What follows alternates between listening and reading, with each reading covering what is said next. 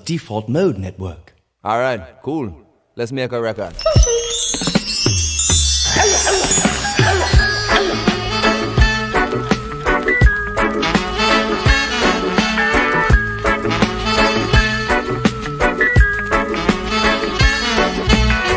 Thank you for being a friend. Travel down the road and back again. Yeah, you may not start. Your art is true. You're a pal and a confidant.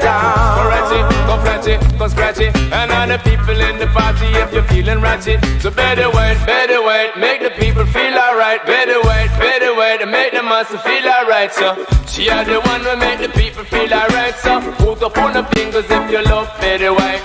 She are the one who make the master feel alright. So show me on a signal if you're over. When me say back up Bermuda 1993, me live a hard road when me does a picnic. Me play Bobby Brown and me play Whitney. Me play Super Cat and me play Nicody. Me play Mad Cobra and Terry Ganzi. Ninja Pinchers, Papa Sana Cutty. And me work a restaurant to get pocket money. And me take all of me money gone down Dub City. And me buy 712 and me buy LP. And me pop and get fixed and not chastise me. And I tell them say me money fi go university. But I don't know dance all when me ready study. I don't know dance all when me ready study. Very wide, make the people feel alright. Very wide, make the master feel alright. So she are the one who make the people feel alright. So put up on the fingers if you love very white. She are the one who make the master feel alright. So show me on a signal if you're over. So me link with me brother, them a call Smokey. And we start one sound and we play a party. One be like Magnum, one be like Lenky. We make the young girl wine a bubble pan we and sing. If you threw a party, inviting everyone that you knew, you would see the biggest gift would be from me. And the card attached would say, thank you for being a friend. Thank you for being a friend. Thank you for being a friend. So better wait, make the master feel alright. Better wait, make the people feel alright. So she are the one who make the people feel alright. So show me on a signal if you love better white. She are the one who make the master feel alright. So put up on a signal if you love her. We're just hands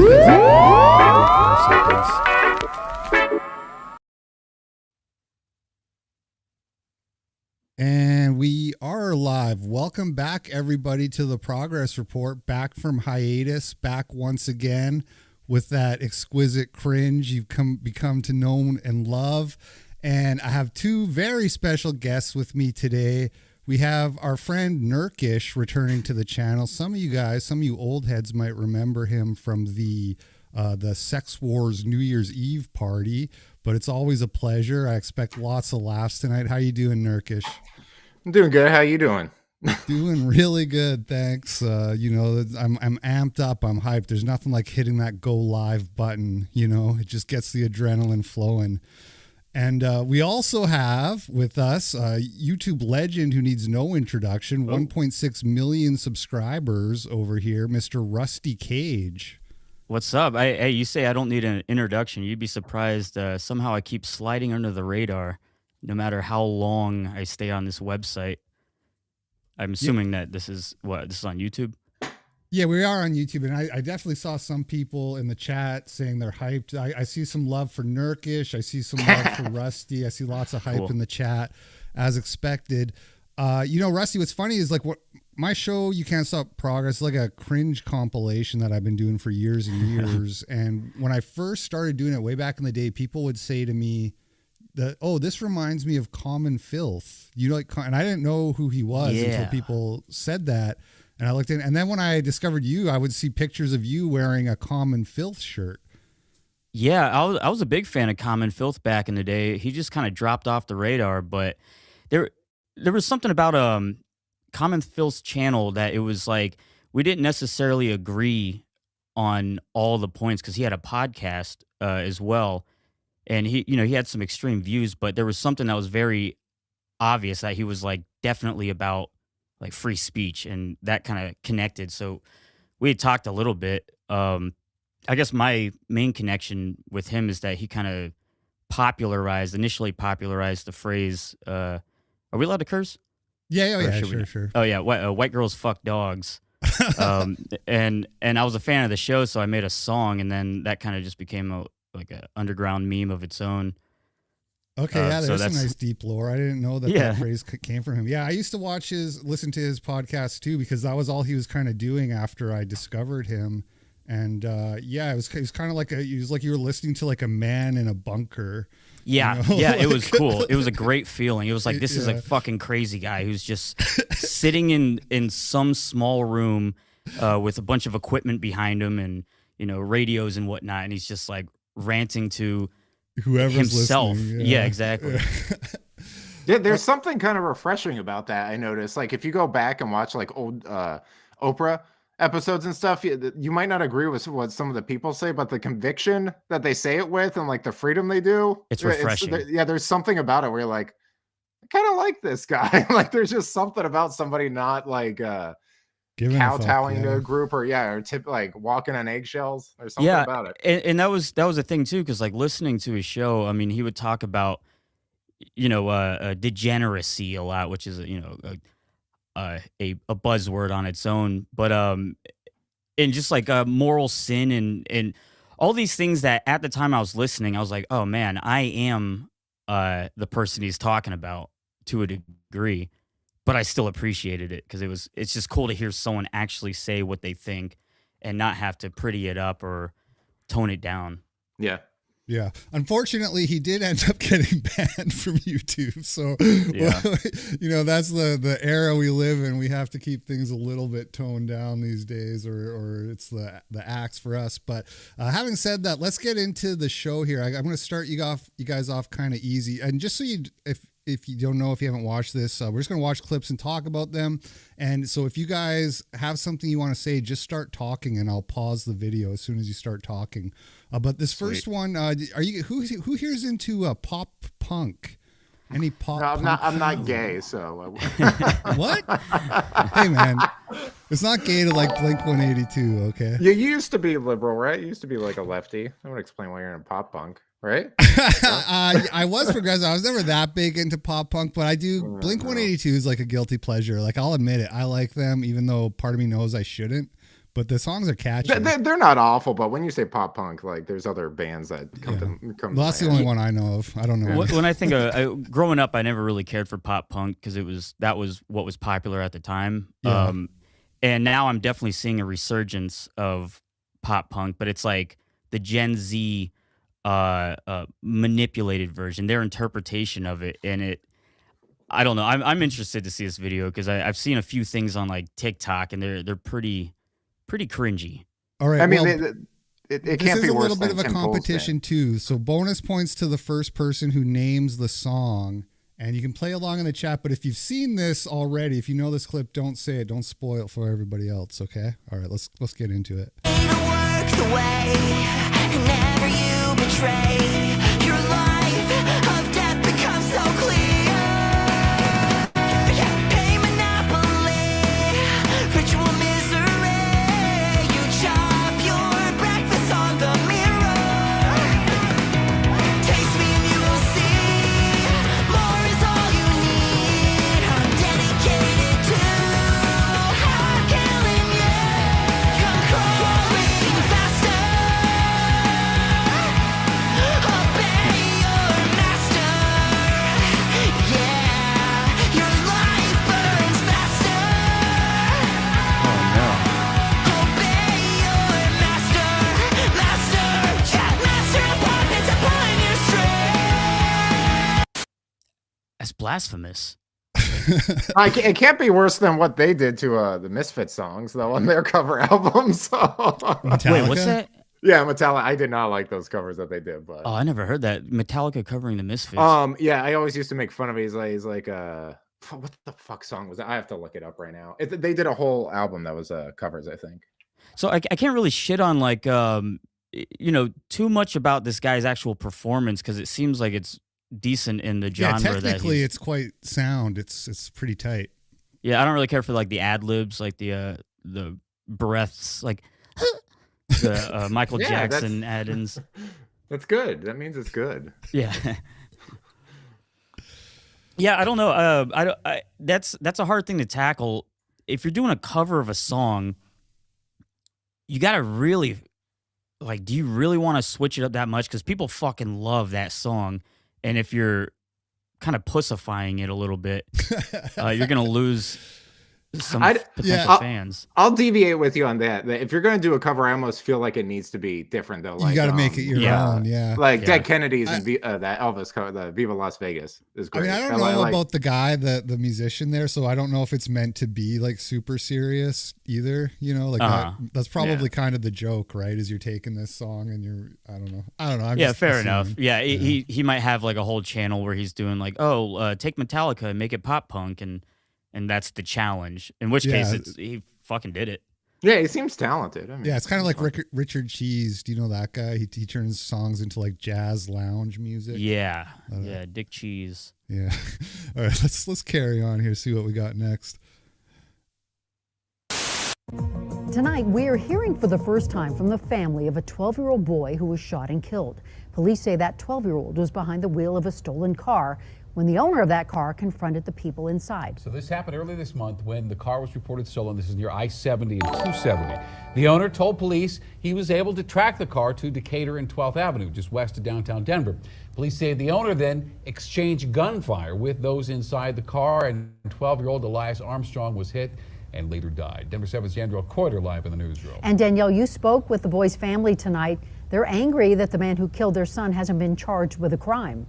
Yeah, and right now it's not clear why. Denver police tell us their investigation is not over, so they won't comment on exactly what happened that day. Meanwhile, the Denver district attorney has already told us they will not be filing criminal charges against the car's owner. They only said they could not meet the ethical obligation of proving guilt beyond a reasonable doubt. Single-digit temperatures didn't stop family members from coming out to remember 12-year-old Elias Armstrong. Elias was a ball of energy. He was my birthday twin. He was 12 years old. 12 years old, a ball of energy, kept a smile on his face. 8th grade math. He was very intelligent. 6th grader doing 8th grade math. He was very intelligent. They acknowledge he was caught up with the wrong crowd that day, but they do not believe he should have been killed. Even though they were joyriding, it was never that serious for somebody to have to lose their life or for him to track down the car and handle it the way that he did. Wait. Yeah, who killed him? 12-year-old kid. The 12-year-old kid stole a car. The owner of the car had like an app that let him track the car down. That fired bullets at the kid. and shoot bullets at the kid, yes. And so now the owner, he's not being charged with any crime, and so the family's upset. They want the owner charged with manslaughter or something. Dang, that's rough. I mean, right. So he probably didn't know that the kid was 12. Right. And so I would assume. I mean, we can only speculate. We can only speculate as to how it went down because we don't have any details. We could sit here and say he was scared for his life, but we don't know what happened, you know. But my 2 cents on a story like this is like, you know, stealing cars is adult shit. A 12-year-old, obviously a 12-year-old shouldn't be doing that, but you can't be surprised when there's adult consequences for but when you're fucking adult behavior. When you're 12, you don't really understand that shit. Like there's totally, so many things I did when I was 12 that if I had gotten killed for it, I would be first off very surprised. We used to hide in bushes in my front yard and with like a handheld BB gun, we would shoot like people jogging by.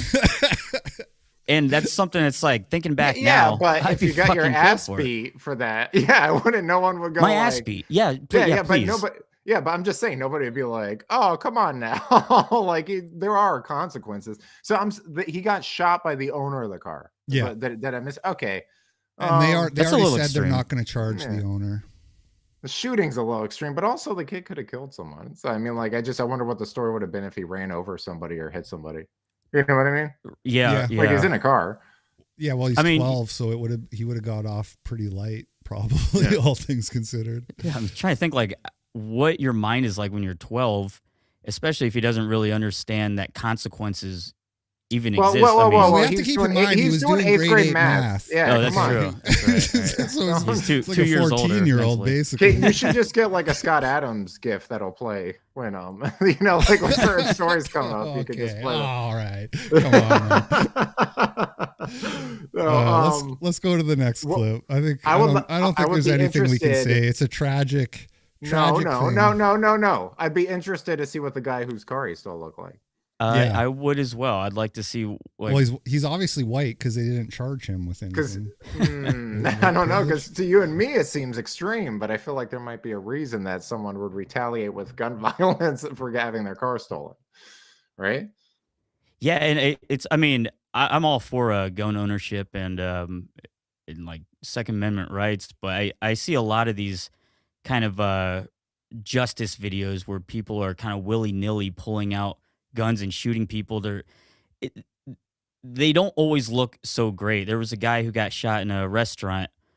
He was robbing a place with clip. He was like robbing a place with a fake gun, and the dude who shot him pulls his gun out. He blasts him right behind the dude he shot. Shooting.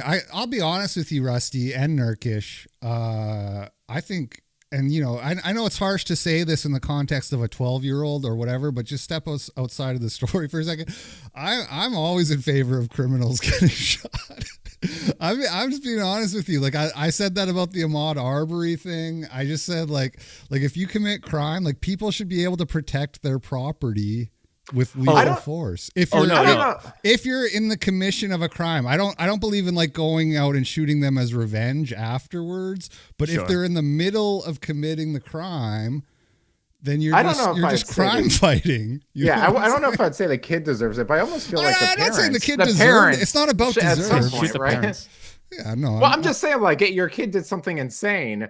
Obviously, the kid can't be fully held accountable. So, but it's like them being like, he just fell in with the wrong group of 12-year-olds. Right, but it's just like once you step into these, this is what I'm saying. When you step into these adult situations, it doesn't matter. There was a story like a year or two ago, an autistic like 13-year-old kid got shot by the police, and I caught so much shit on Twitter because the mom called the cops.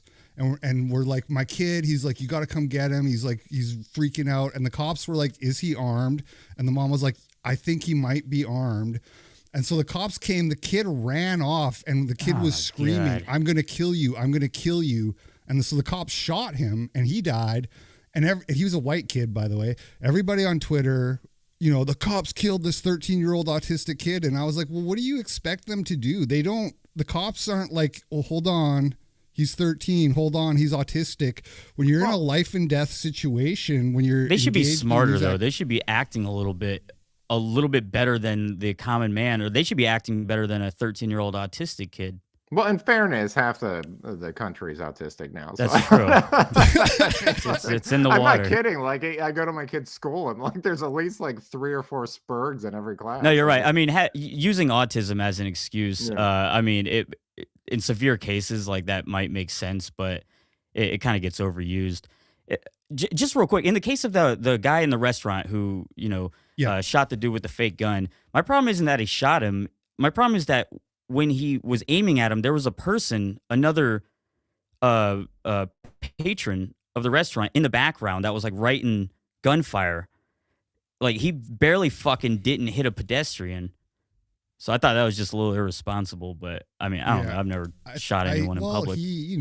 No harm, no foul. Sure. And I think that they didn't end up charging that guy or anything. I'm just looking at it. He says here he released a statement. Yeah, he left the scene too. But he turned himself in later, and I think they ended up not charging him. He says that it will burden him for the rest of his life. Oh, okay. Said in a statement, so he feels bad. Yeah. He says it was very traumatic. Anyway, let's see what else we got here. Maybe hopefully something a little bit lighter. I like the juxtaposition between the pop punk video. Yeah, that was. I didn't even remember what I put in here. So when I saw that, I was like, "Oh, this is a downer." Yeah, it'll be fun. It's like the Ninja Turtles, the new Ninja Turtles movie, and then like a 12-year-old being shot in the face. or something. It'll be good. We'll just keep going back and forth. Yeah, it's a roller coaster here at the Progress Report. My name is Nicole Sola. This clip's a little bit longer, but it is interesting. I'll just let the whole thing play, and then we'll talk about it after. And I am a mother from Rhode Island who was sued by the teachers union simply because I wanted to know what my kindergartner would be learning in school. And here's how this happened. I asked to see the curriculum, and my school told me I had to submit a public records request. The curriculum wasn't posted online, and it wasn't available in a school district. Then I asked them if they were teaching gender theory, and they told me that they don't call children boys and girls, and they embed the values of gender identity into every classroom, including kindergarten, and they didn't want to answer any of my questions further. They told me that they would communicate with me only through public records requests, and that is the only way I could get my questions answered. And when I did submit the public records request that they told me to submit, and I submitted hundreds because I had hundreds of questions, my school board then put my name on the agenda of a public school board meeting and held a public school board meeting to discuss suing me for submitting the request that they told me to submit.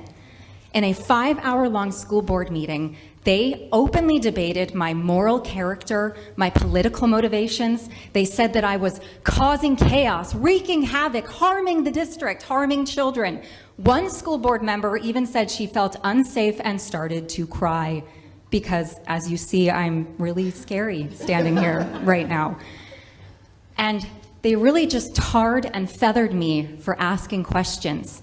And they had never met me before, and this was the first school board meeting that I had ever been to in my life. They wanted to send a message to other parents that if you ask questions, they will come after you. Well, at the end of this meeting, they decided that they wouldn't sue me for asking questions because they never intended on actually suing me. They just wanted to publicly humiliate me in a school board meeting that was a show trial. And when that happened, then the teachers union, the largest teachers union in the country, the NEA, did file a lawsuit against me to bully me and harass me with frivolous litigation and to send a message to other parents that if you ask questions about public education, they will come after you. Well, she definitely needs, or they need a better pop filter. Yeah, that's pretty bad. Come on. Just get a blue Yeti or something, you loser. So with public school stuff, like this is definitely an issue that is coming up a lot now. And what era of school is she talking about? Elementary school or something? Yeah, she said kindergarten. Yeah, I'm so glad I don't go to school now. I mean, it was pretty shitty where I went just because it was like a dumb school, but I can't imagine having to deal with all the stuff that you hear people talking about. But I wonder, is this overblown? Because I have no connection to it. I don't know any parents whose kids are in school. I just know like maybe one or two teachers who have a whole host of kind of other issues with the education system. Yeah, I know some teachers, and my wife's parents are both teachers, and they're like talking about how they're constantly getting dragged to like. They're just saying today they have to go to a meeting about like microaggressions. So it's nonstop, that kind of stuff, at least here in Washington, you know. And I would never let my if I had a kid, I would not put them in public school right now. Just because it's just so our son, my wife and I. It's so much better. Like, right, you don't want your kid indoctrinated. They're probably not actually learning that much, depending on how good the schools are in general. But yeah, there's too much politics in school now, or so it seems, and I'm not really sure if I'm just seeing a lot of no, there is. I'm pretty sure types of clips. There just is. It doesn't seem that way. You wouldn't see this much stuff. And like in this story, right? This mom, she just wanted the curriculum. She just wanted to know what they were teaching the kid, and they were like, you have to send a FOIA or a Freedom of Information request, which is very bizarre. That's a very like adversarial stance for the school to take, and. Then on the other hand, she sent in 100+ requests, according to her, which also does seem like the kind of thing you would intentionally do to be a nuisance. Which I'm assuming that's what the lawsuit is alleging, right? That you're wasting our time and being an intentional burden. Right. So I don't know that she necessarily should have sent in 100 requests, but it's fucked up that she had to send in any. any request. The fact that you couldn't just talk to the teacher and have like an interpersonal relationship with the people who are, taking care of your kids and supposedly educating them, while you can't. I don't know. There's something nefarious going on. I mean, Well, this seems like this has happened before.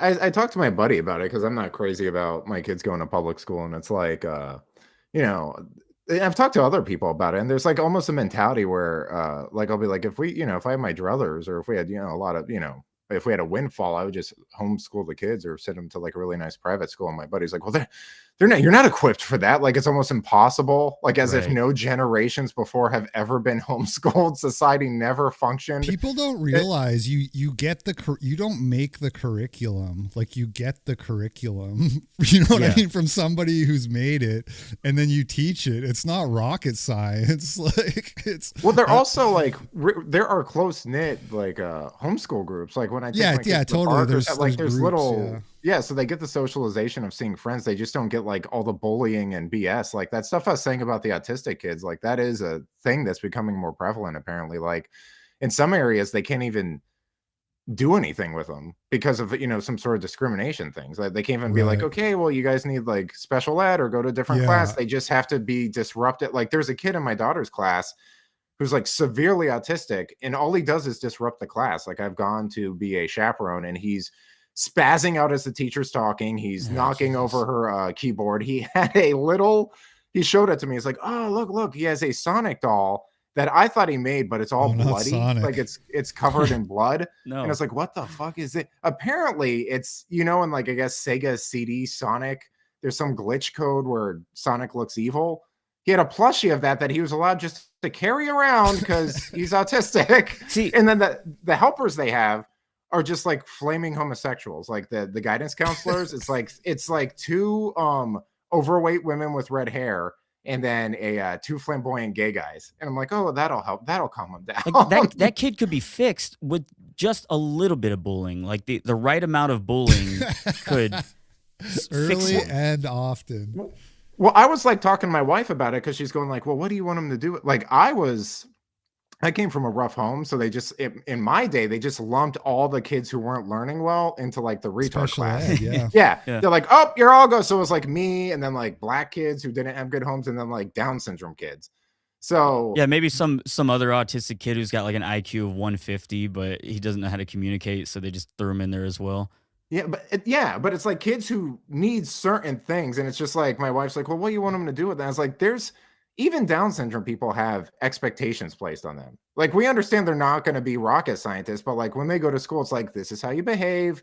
We're going to teach you skills. Like from what I'm seeing with these autistic kids, there's like no expectations. There was like, my daughter won some award, and there was at least every class had two kids with like the earmuffs you'd wear at like a gun range. They all just had those on, and I'm like, what the hell is going on? I mean, school's kind of like that in general. Like the standards are just lower, not just school, but our whole culture. But so they do less discipline on everybody, not just because any trouble students. It's like, especially if there's like racial, questions. We can't discipline these people because it would be racist or whatever. I think it's the easy. They're taking the easy route, and they're just coming up with reasons of why they're doing it, like why they can justify not having to come up with an actual solution. So they know they can't figure out a way to actually like cater to every child's like particular issue, and so they just will say, oh well, we're not gonna do that because that's racist, or that would be blah blah blah. This person's autistic, ableist, right. And when realistic, it's like you got to think of a better solution than just passing off why you're not going to do anything. Inaction, their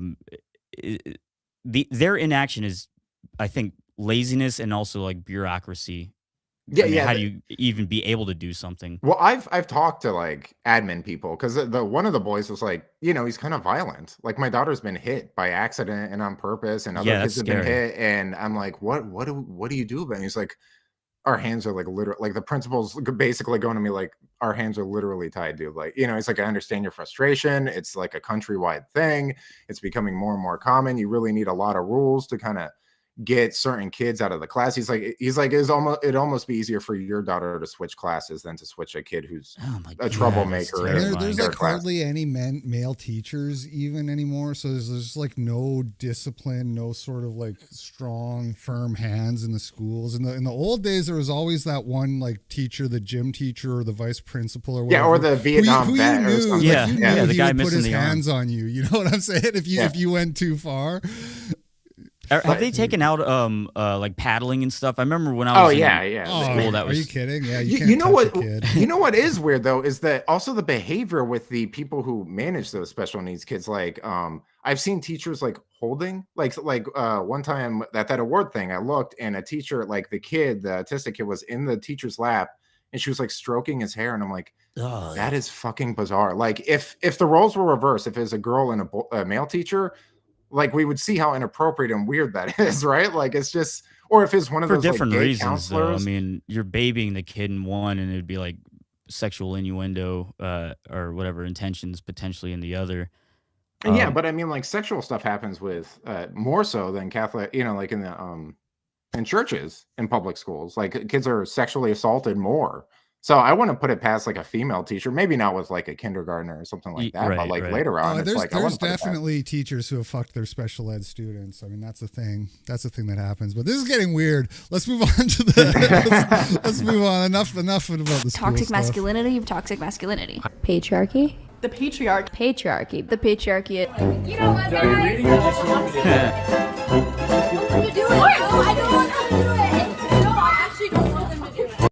So they were on that podcast talking about the patriarchy and toxic masculinity, and then they needed help jump starting their car, I guess. Plugging their This is the content right here. Not really a lot you can say about this one. It's just well, funny. I mean, all right. First off, there's a little tag that is on there that you can see that tells you how to use these. All they have to do is read it, and they make it usually pretty easy. They say, do this. It's 4 steps. Like 4 to 6 steps. They just have to know. They have to know to read the instructions. Yeah. Well, it is kind of scary if you've never done it because you don't want to die. Yeah, you don't want to get electrocuted. You're fucking with some weird shit. But yeah. I don't know. I mean, the way they speak, science, so. It kind of reminds me of like when I went to grad school. Is like the trick to grad school is learning a handful of buzzwords and slogans, and that's the way a lot of like modern women speak. It's just like saying certain things that they don't even know the meaning of. They're just like patriarchy, social justice. Oh, you ask them about it. You're like, hey, specify, and then it's just gonna lead into anger and yeah. Give me an example. I don't really want to talk about this. I get all flustered. Yeah. Right. Yeah. It's just like I think that's kind of the point of those shows is to just bring women on who are like OnlyFans models or whatever, or just airheads, you know what I mean? And then everybody just laughs at the women. Basically, that's why those podcasts exist, right? Pretty much. And once you realize that, like as the oh, did I cut out? Yeah, you're like rapping. You're like it's kind of like a remix for a second. Ooh, okay, all right. Hopefully that. For some reason, I always have audio issues. I've been trying to figure this stuff out for years and never can. But yeah, like once you realize like you're bringing them on as just a jester, you just let them go. Like let them say whatever the fuck they want. It's gonna be great content. Yeah, I gotta find some airheads, bring on the show one of these days. But I mean, they just want to plug their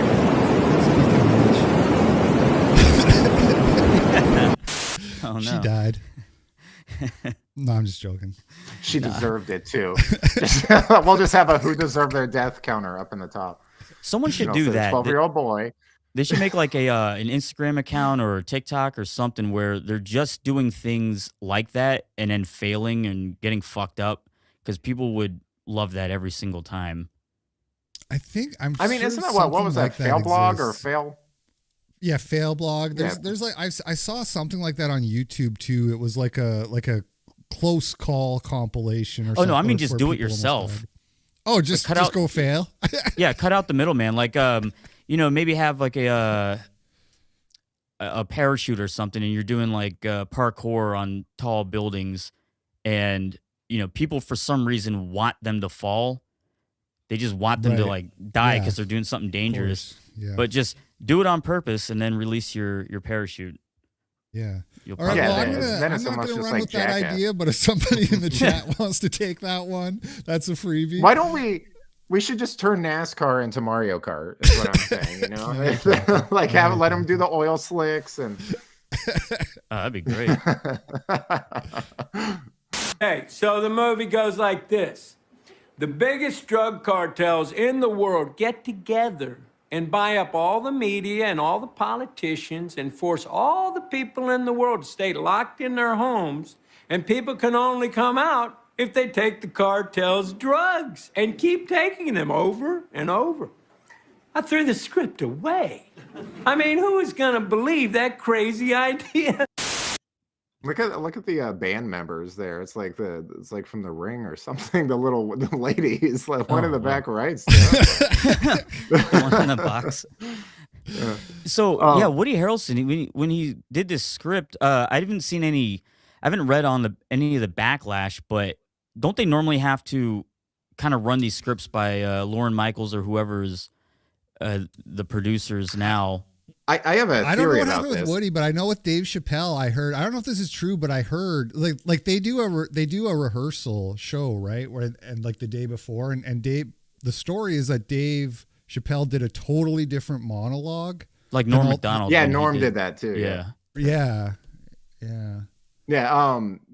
Do you feel like there's a subtle? This can be conspiracy theory. A subtle narrative shift to make the opposition feel like they're kind of winning, like all this like things going slightly unwoke or little. Like I saw a Jimmy Fallon clip where he was making fun of Biden and then also talking about COVID stuff. And it made me feel like, is there like a subtle shift to just be like, you guys are kind of winning, but it's like, you're not really controlled winning. opposition, man. Yeah. Most certainly. I mean, over the past few months, I've been kind of driving myself insane going down these like conspiracy rabbit holes, but it seems like that's the best thing that you could do is be like, oh, the people's frustrations, like throw them a bone every once in a while. Yeah. Throw the guy up there who has the opinion that agrees with them. They go, oh yeah, see, right, we're not all crazy. We don't feel helpless because this is considered a win. There's a guy on SNL who's a popular actor who's agreeing with the frustrations of people, everyone else's frustrations about COVID, and saying, yeah, big pharma's bad. And we go, yeah, big pharma's bad, but nothing changes. Nothing actually happens, yeah. And the mainstream right has shown time and time again how eager they are to glom onto somebody, regardless of who that person is, that just loosely says something sensible. Like Jeffree Star's like, I don't think trans people are good. Too, Jeffree Star, yeah. And it's just, I mean, so I think that'd be super easy to just win over, be like, oh, you guys are making a difference. Your culture war's winning. Yeah, the right is really susceptible to anybody who, with a little bit of clout, who decides they want to pander to the right. Everybody is just like, yeah, base. Which is ironic because they're always shitting on celebrities. Like, fuck these, these people suck. True. They're worthless. And then the instant like Gina Carraro or something does like, hey, now don't shit on Gina. That's my just girl. Saying. I know, but they're so eager to run to somebody, like any celebrity. Suddenly they're the coolest person, or it's just, which is also is just another bullshit tactic of like the binary of politics. Like you just have to, if someone agrees with you, that's why it's so easy for like grifters to get into the right. They just have to say what they want to hear, and then they're instantly accepted, and they're instantly, blown up. I think like Woody Harrelson's, I think he's pretty probably based more opinions. libertarian. Yeah, I think he's probably more of a he's always been kind of like a weird, like hippie, like free thinker, but not exactly like a conservative, but just more of like a free thinker type. Yeah. Yeah, but I don't see this guy as like somebody like the trad cons are going to be a fan of. You know what I mean? Like, right. Well, I'm a fan of his acting. True Detective season 1. That was the. Oh yeah, that was great. What I always worry about, like if this controlled opposition type of thing is true and they're allowing this to happen so that, I don't know, so it satisfies the people's frustrations, then what is that in response? What are they trying to get out of that? How does that help them?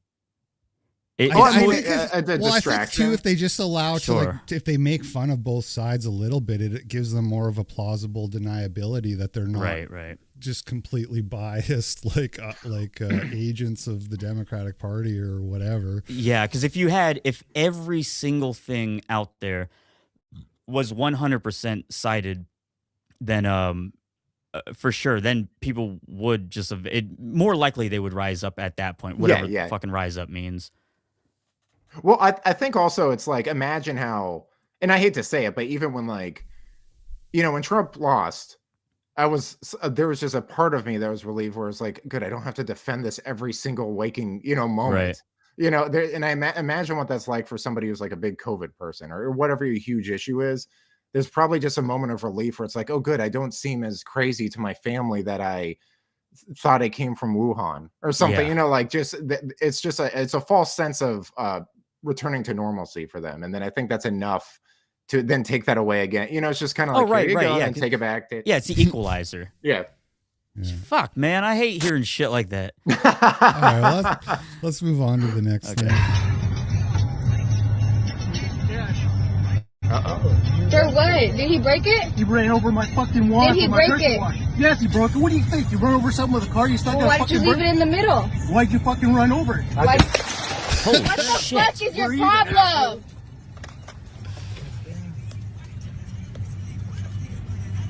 Oh, hell nah.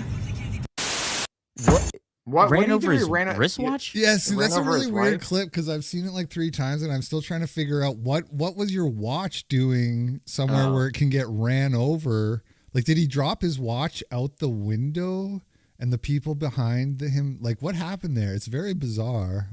I thought maybe you guys could solve the riddle. Well, it's just a woman driving, so that was a normal reaction to have. She was on time. I do that every time one's behind me at a stoplight. I just go and punch their window out. How easy is that to do? I don't know. I was impressed. It's very easy. You remember that video of there was a news anchor who's trying to do it and he cut the shit out of his hand. And granted, that might have been an older car, but Right.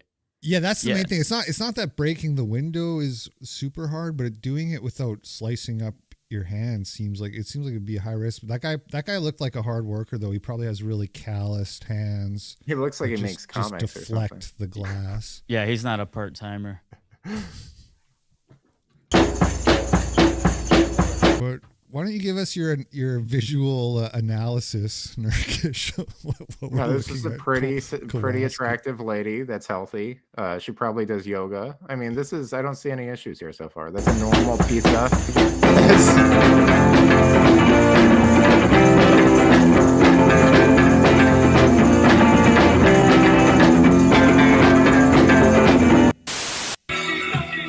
Hey guys, good morning.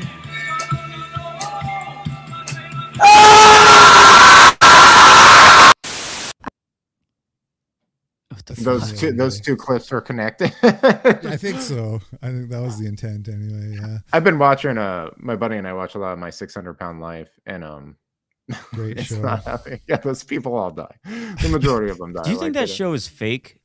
No. What do you mean? No, Larry. So these people are definitely severely overweight.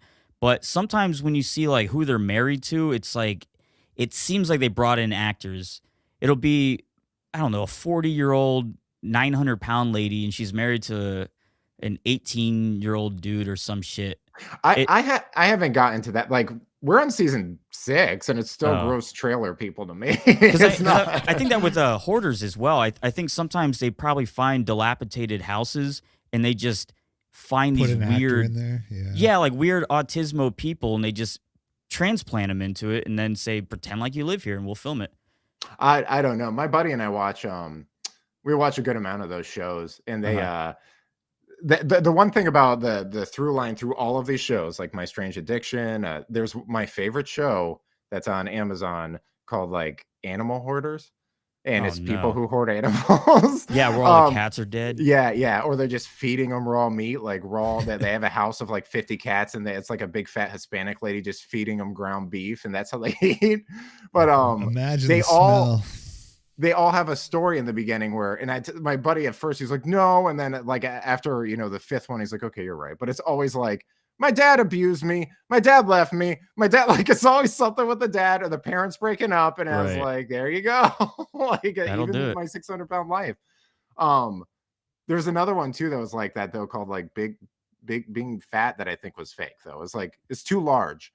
Because there'd be ones where it's like the lady's like, I'm gonna go get the surgery, and then she'd be like, I don't want to, and then that'd just be the episode. Yeah, I'm well, like, this is I'll say bullshit. this. Like, I've had a few experiences with TV producers, and they are fucking demons. Oh, These yeah, people yeah. don't give a fuck about you. They're just looking for like the best show. They'll have you fake shit. They'll kind of trick you into doing things that you wouldn't normally do, so they can, edit together some sort of like narrative clip, and you don't know what the fuck what their intentions are until the clip comes out. So, I mean, I imagine they're probably at least a little bit on some of these shows, kind of guiding them into doing things they wouldn't normally do. Like, well, not like eating giant slices of pizza. I'm sure they would do that anyway. well, no, yeah, I would say it's probably fake in the sense that maybe sometimes they set them up for failure. Yeah. Where it's Hey, like, do you mind you shitting in the bathtub?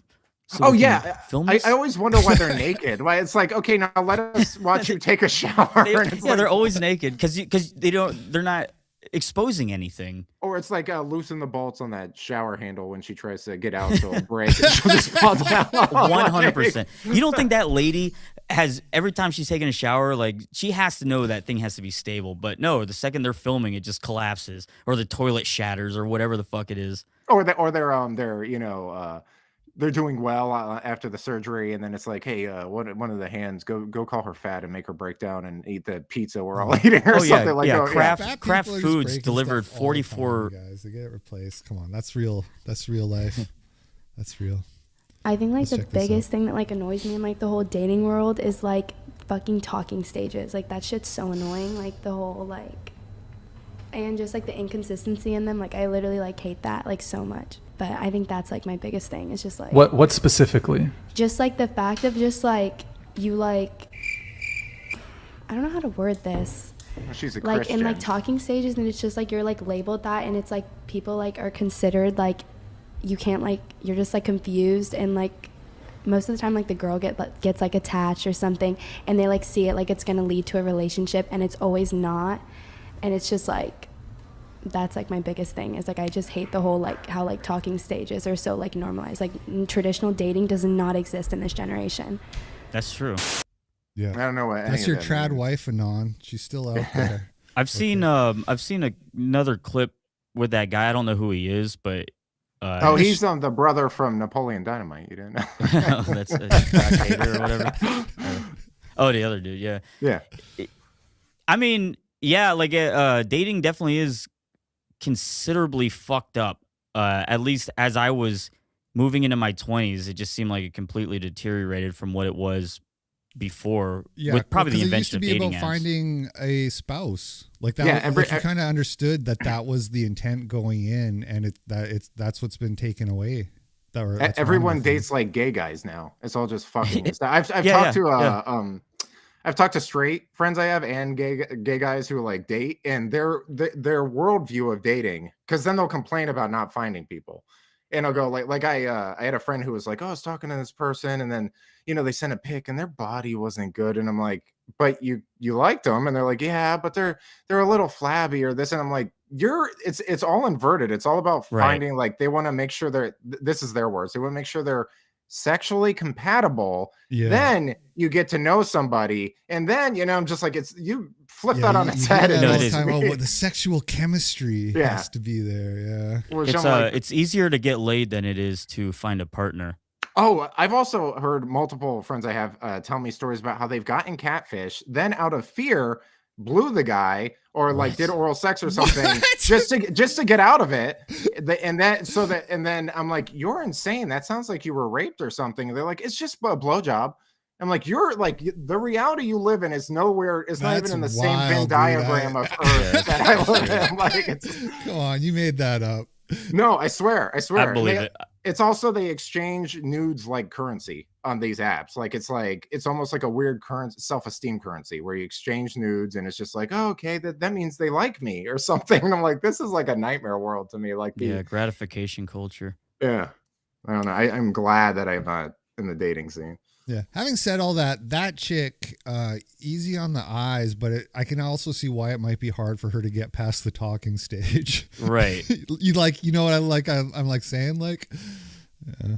I mean, was she saying that she's not about the talking stage? Because that's fine. Well, yeah, she was saying that it goes on too long, and then she gets her hopes up, and then the guy ends up losing I'm interest. old enough now where I don't even. Maybe the guys are losing interest because she's not the best conversationalist. Maybe she needs to work on her conversation skills a little bit. She's on the podcast. Yeah, yeah. Well, I mean, that mostly just be mocked, right? I don't know. Women like that. I don't know. What do you do with it? Yeah, but still, it's practice though. She just needs a little talking practice. That's all she needs. Mm-hmm. The Make America Great Again. My comment is, do you accept that could possibly be construed as a racist remark? And a lot of people go, how could that be racist? Make America great again? I said, so just ask yourself from an African American experience, when was it ever great in America for the African American? Before when was welfare? It great? So if you're making it great again, it's not including them. So it's to teach us in the woke world to open up and accept the possibilities that our privilege has created blind spots for us. And maybe I haven't seen what is really happening yet. I can't stand celebrities. I fucking hate them. They're lizard people. Like Bryan Cranston's like a talented guy, but they're like psychotic lizard people. I cannot stand them. I'm so glad that this has happened over the past maybe 5-ish years, that people stopped idolizing Hollywood and actors and whatnot. Because before it was like, oh, what they say, they must be smarter than us because they're rich and they're in movies. These people are fucking morons. And not all of them. I mean, there's probably like some decent people. Maybe Woody Harrelson, maybe Bryan Cranston. I don't know is he taking directives from someone? Is he even wrong, or is he just kind of starting to work through this?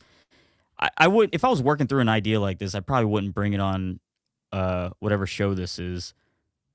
Well, you can kind of see the point that he's making there. Yeah, for sure. It's a juvenile point of freshmen in college. But as soon as he says in this woke world, whatever like valid point he had for me, I'm just like it's a lizard, like you were saying, it's a lizard person. Like, get down on the ground, don't move. No, I won't even accept that though. Like, it's because I bet you in the same breath he would then go, well, no, Black Lives Matter doesn't mean that white lives don't matter. It's just saying Black Lives Matter or something. Yeah, it like, sounds programmed. Kill yourself, dude. Like, just shut up. He hasn't really thought this all the way out. He came to a conclusion and rolled with it. Because but it's like it's fucking semantics. It's semantics bullshit. I mean, it's also arguably just overthinking it. Like, yeah, like America used to be better. You know what I mean? Right. Regardless of the like the nitpicks you want to make about different groups, most people look back at the 50s and think, man, things were better back then. Things were nicer. It was a better time to raise your kids, better communities. Well, the fact that you don't even have like or the 80s or the 90s, even whatever, you know. Yeah, but you don't even have a guy what's that fucking droopy dog guy's name that was across from him? Chris Wallace? Is that his name? Is that Chris Wallace? I'm not really sure. I thought it was, but he's familiar looking. I mean, I know he's like basically a lib, but he you don't even have somebody across. Yeah, Chris Wallace. You don't even have somebody across from him that can articulate a counterpoint of view, regardless of whether they believe it or not. You can't even go. You can't go. Well, I think that maybe when they say that, they're referring to a unified culture. That would be nice. You know, like we all had a shared set of values that we all agreed on. Right. Not just the idea of, well, in a time where a lot of aspects of culture were better, there was also bad things such as segregation and whatever. Like, it's an easy argument to debunk, just in the sense of, yes, let's bring back the good stuff and then incorporate it into a modern world. Yeah, I mean, like, basically under his logic, it's like saying, if you were to say that's like saying MAGA people don't want Amazon because Amazon wasn't back around when America was great or something. The internet. I don't know. I've turned on celebrities so hard where I'm just like, all of them, even the okay ones, I'm just like, get away from No, they me. all went to Epstein's Island. They all were involved in something nefarious. And Well, can't just trust anyone. Gina Carano is still cool though. Okay, she Okay. follows me on Twitter, so okay, that's all. She's That's all the it takes. exception. Gina, I Watch- love you, babe. Watch Prairie Dog on the Prairie, That's the new Daily Wire movie. All right, we got it. And maybe I haven't seen what is really happening yet in all my years. Somebody's saying that Greenblatt is calling me a Holocaust denier. Just think about that.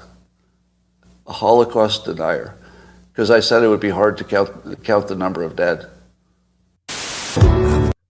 Scott Adams is a very interesting guy to watch because he's basically a liberal who made a few good calls about Trump, and was embraced by the right. But then he he's getting his comeuppance from both sides of it. Yeah, and it's well, he kinda can be interesting to watch. infuriating. I get annoyed with him sometimes, so I'm not surprised the left can get annoyed with him too. He's just kind of an inflammatory dude.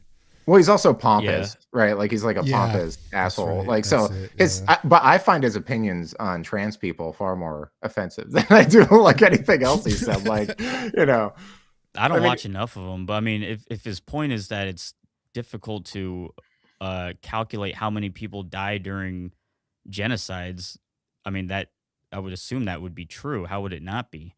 Yeah, well, he's now not a you're dummy. Like the anti-Semitic. things he says tend to be pretty defensible, but he just knows what he's saying is gonna. He's a little bit of a troll, I guess. What was the shit that he just said? Like I Stay feel like away I'm from missing black something. people was the thing that got him in trouble recently. And Or so you're that's the phrase, right? Like that's the catchphrase is he's like stay away from black people. But what was there something else he was It was saying in the basically speech? it was like a Rasmussen poll where it was black people. What was it like? Over half of them weren't sure if it was okay to be white or something like Yeah, that. the Am I poll getting that right? question was, is it okay to be white? And like 25% said no, and about 25% said they weren't sure, and then the other Yeah. 50% said yes. And he but he kept prefacing everything he was saying with like, if this poll is correct, he kept doing that. He's like, if I this see, poll I is see. correct, then you should stay away. It makes no sense for whites. So he kept saying if the poll is correct. Yeah, if but- the sensibilities that have been polled, if this is an accurate and true depiction of how people think, then therefore the best thing to do would be, whatever, stay away from. Which to me, like, I don't.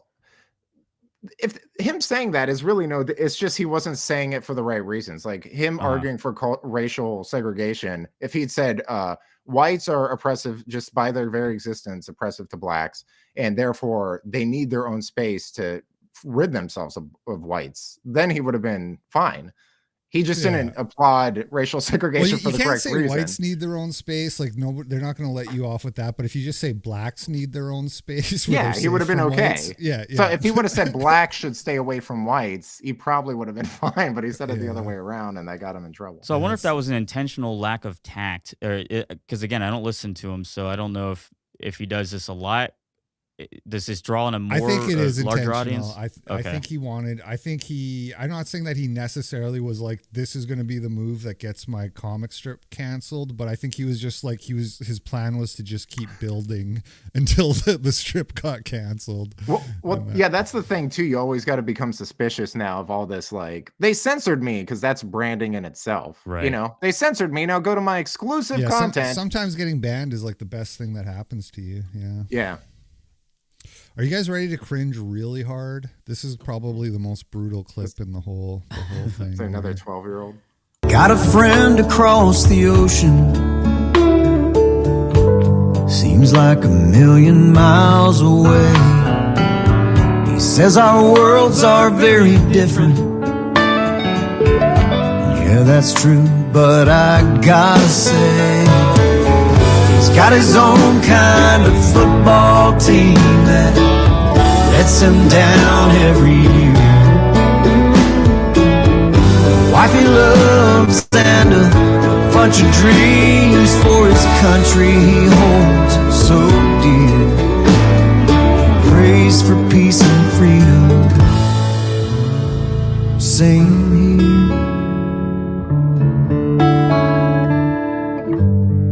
Hi, brother. Hello, Mr. President. Happy to see you. What's same here in Ukrainian? Tak sam. We speak different languages in our life. Yes, but I think we appreciate the same things. Children, freedom, our flag, our soldiers, our people, the biggest treasure we have, and friends. And we are proud of our army who defends our freedom and who defend our lives. However you talk. It's so I think it slaps. It's good. No, this is totally country. real. For anybody wondering, this is not AI generated or anything like that. This is real.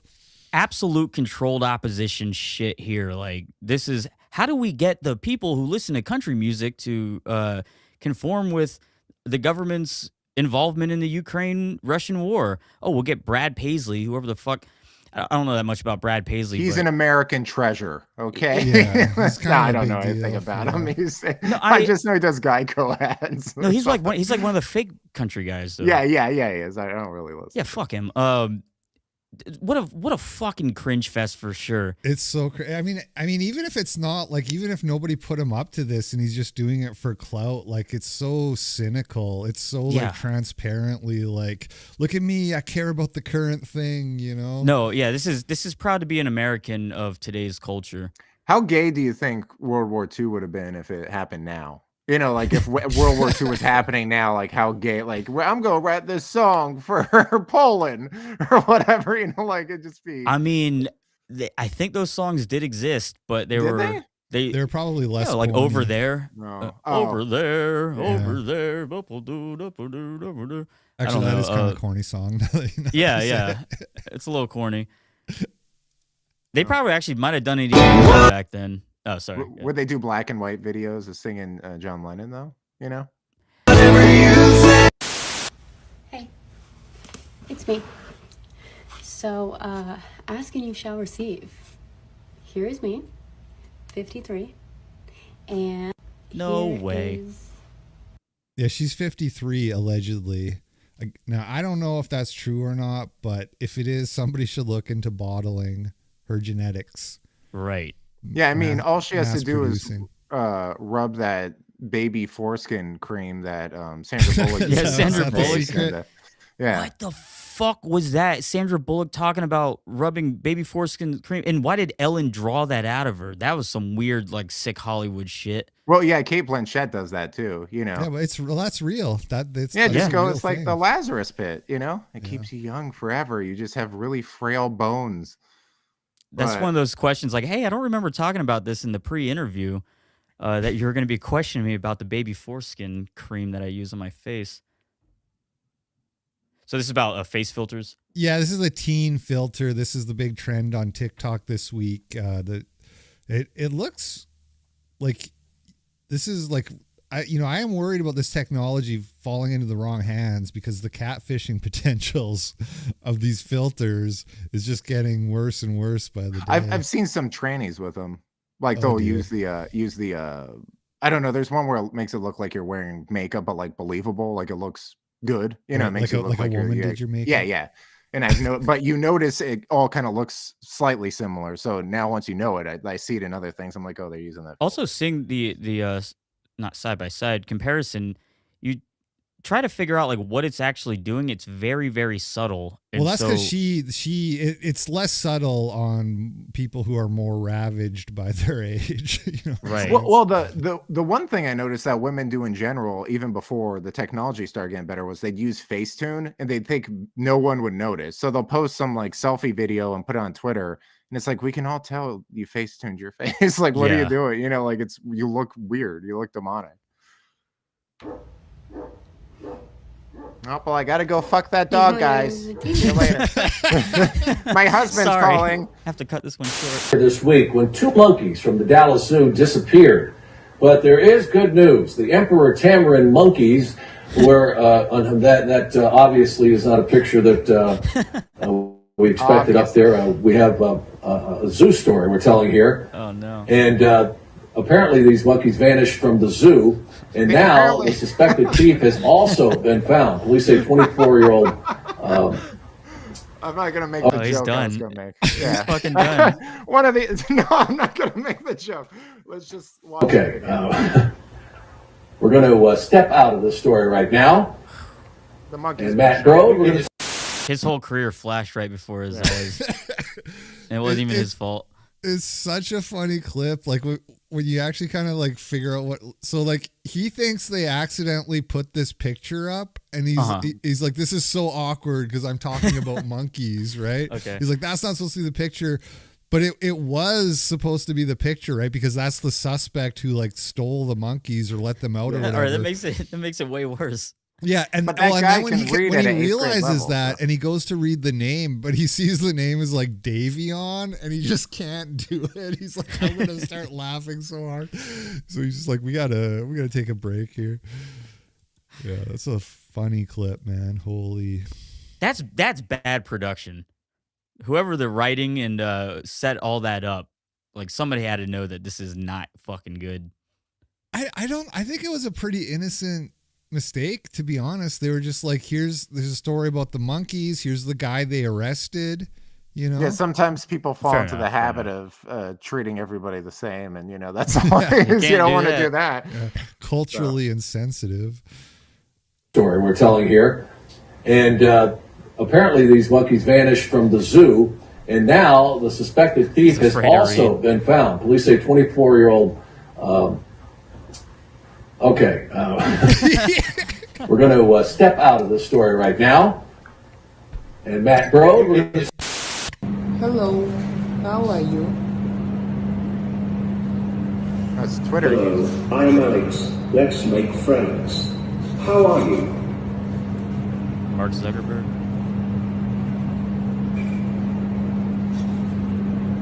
I'm so fucking tired of these fucking robots. Well, no, that's what's going to take care of us when You're we're not old. ready for the replicants? Yeah, that'll be the caretakers. And the old We'll have folks the now option because of one of those or a black guy who's going to hit us and film it. So Yeah. those will be the two options we'll have. Because the fertility rates plummeted. Yeah, that's right. You either get a robot or somebody from the third world is going to take care of you. I don't really care for the AI takeover, but I am glad that it's finally taking us out of the era of trying to trick people into thinking that we have these sentient android things that were clearly just programmed with pre-programmed responses, and they'd wheel them up on stage and be like, "Oh, hello. So let me ask you, what do you think about the state of the world? The state of the world is in danger. We need to love each other. We need more gay trannies." Yeah, right. This is Coco the Gorilla's last message. Fucking people are and how easy they're willing to fall for that. We're gonna have like a robot rights movement before the end of this decade. And it's gonna be ridiculous. They're gonna be robot voters.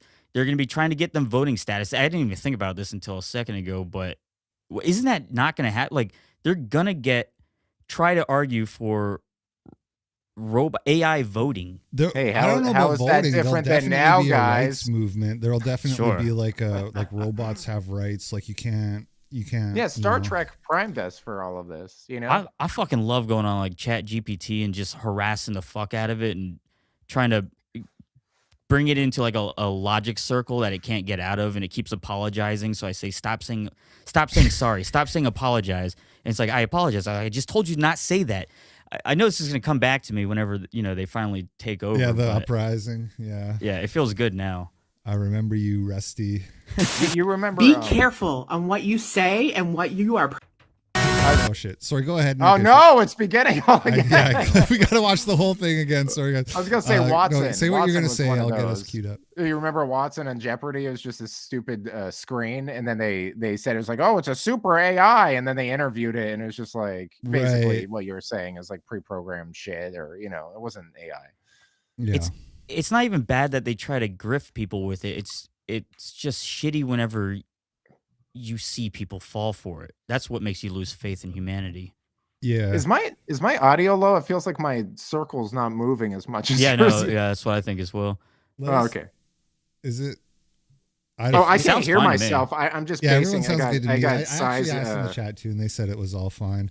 I didn't like the last season of Black Mirror because there was too much of that, like the robot consciousness or the digital consciousness or whatever, and I've never found that idea compelling. It's like there's no such thing as a digital consciousness. Yeah, I would shoot a robot. Doesn't matter how good it is at simulating a human. There's like that divine spark is missing. Right. I hope. Yeah, I hope. Yeah.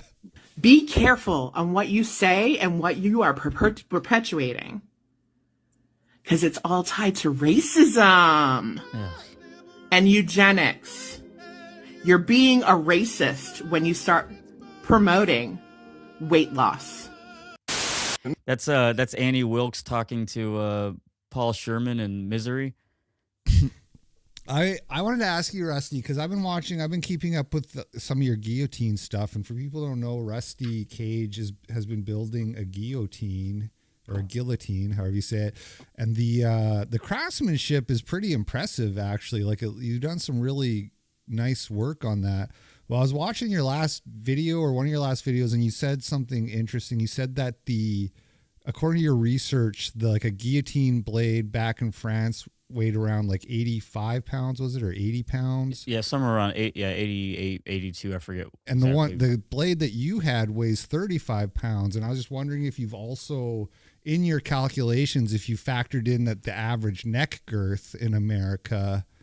Oh shit! Well, there might be some added padding there too to factor into the calculations. I'm working on that now. I pretty much have the thing built. It's not fully completed. Like there's still like a lot of adjustments I have to make. But as I was making like the headstocks, with the neck hole, I was like, this isn't gonna work for everything. I'm gonna have to have additional ones that I can put on for wider objects. Yeah. Wider lemons, of course. Yeah, and then where's this going? What's the end game? Well, it's a lemonade chopper. I'm using it to make lemonade, but I would like it to be a fully functional genocide machine. Yes. Tyrant slayer. I don't want to cut any corners. I want to make sure it operates. In about 2 days, I'm getting this ballistics dummy in the mail. It's supposed to be like 98% accurate to the human body, so nice. I'll know if it works. And then we'll see. Cool. We'll see where it goes. Yeah, I look forward to your next one. Hey, do you mind if I step away for 1 second, take a piss? No, go ahead. Okay, cool. We'll just keep the show going. Niggas really know, nigga. I'm on tracks, boy. Fuck out of here, I ain't never nigga. seen no bitches. Who are you? I'm Lil Kelpie, No one the knows pimp. you. Kelpie the motherfucking Kelpie the pimp. clown. You Fuck ain't outta gotta here. know who I am, Fuck bro. outta here. Fucking Ben Franklin knows who I am, bitch. Fuck outta here. He knows who the fuck I am. I'm You getting said money what? every day. I said You Ben said- Franklin knows who the fuck I am, bitch. Who you calling a Ben bitch, Franklin. though? I'm calling you a bitch.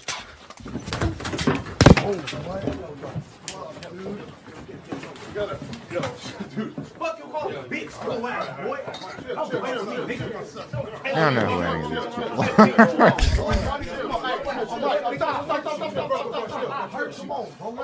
This is what our Congress is gonna look like. What's wrong with you? Don't call me no bitch. You crazy. You crazy. I was in here chilling. Call me no bitch. We was all trying to be in here. What's wrong with you, nigga? What's wrong with you? That buck ain't broke, right? I know, man. Damn. Hold on. I gotta find my watch. Here. Look, hold on. No glasses. Come on, boy. I didn't even try to do all that, Slim. Someone in the chat said House of Representing. Yeah. Call me a bitch. You is a bitch. This is the Breakfast Club, right? This is No Jumper. Oh, okay. I thought this was random black podcast. Yeah.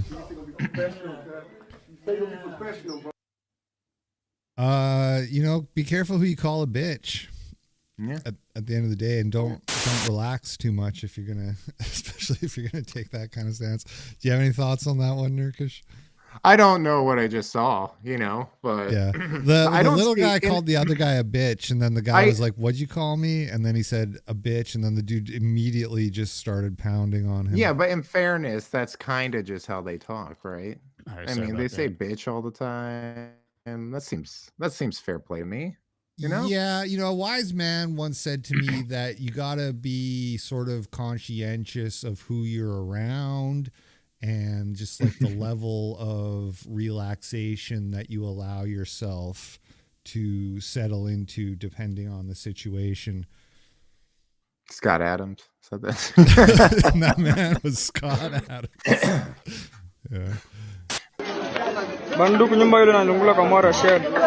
Unapomwona nyumba moja unapita kwenye nyumba banduku. Mkapata au mtuko kwa premier. Aiwa saa baya sana. Yeah, that's how America was built, boys. That's how America was That's built. right. That's how the people who built it. What's funny about that clip is that one of the people who posted it on Twitter, they posted it with the caption "Wakanda Fire Department." And some people were so pissed off about that. They were like throwing a conniption fit and being like, these fucking dumb alt-righters don't even know that you can put a fire out with dirt. They're so stupid. You know what I mean? And it's like, yeah, if your campfire has like burned down to the embers, you throw some dirt on it to make sure it's totally out. But you're going to need a lot more dirt to like put out a blazing. Well, I mean, you want to save that building. That's a good building. I just don't like how that first guy, that first guy missed. This is City Hall right there. You don't want to. This is like when the White House was burnt. You know, you got to save that. Just let it go. Ah, sugar, sugar, you are stuck to my tits. I'm just staying there. I just love how the internet's allowed insane people to express themselves. That was Chelsea Handler on The Daily Show, right? Oh, shit. That should look familiar. Yeah, she's funny. She's a funny lady. She's aging gracefully as ever. Mhm. Wait, I didn't know she was 47. I thought she was like 59 or something. Yeah. I didn't actually realize that. I thought you were joking. That is Chelsea Handler, isn't it? Yeah, that's her. Oh, fuck, man. That's terrible. Joking. That's the, funnier than Trevor Noah. Right? So superficial. Would you date a guy that's shorter than you? Absolutely not. I'd at least 6'2". At least 6'2". Yeah. How tall are you? 5'5". 5'5". Yeah. So 6'2". Well, it's 5'6", 5'5". 6'2" bare minimum. Yeah, I just like tall dudes. Yeah, so I don't know if you missed it, but she started off by saying guys are too superficial. Oh, yeah. Yeah, so every woman. I'm a tall guy, and I can, I didn't realize how much of a thing that was. I didn't know like how much of a issue it was with women because I was just like, oh, and then I just started feeling bad for all my friends who are like under 6 foot and stuff. I'm also a tall guy. I'm 6'1". I just want everyone on the internet to know Oh, that. okay. I didn't know. Mine wasn't the glow. How tall are you, Nerkish? How tall are you? 6'7". 6'7"? Yeah. What Doug, the fuck? You. Doug Tenable's 1 inch taller than me. I'm sitting over here 6'5", ready to win. You're gonna come around here saying 6'7"? Show me your driver's license, motherfucker. I think 6'7's right where you start to get too you tall. Get over 6'7", you start to look gangly and freakish. Yeah. So I think I'm right at a good point. Whenever I see somebody who's taller than me that I actually have to look up at, I'm just like, oh, so this is what it's like. It's very rare. Black people like you though, they because they respect physicality. So you have no idea how many times I've been somewhere and then a black guy's like, basketball, or like he'll just start talking to me because he likes how tall I am. So that's usually my in because I'm like one of the whitest people but they respect it. You're down with the brothers. Yeah, and then I tell them I've never played basketball, and then they immediately lose interest.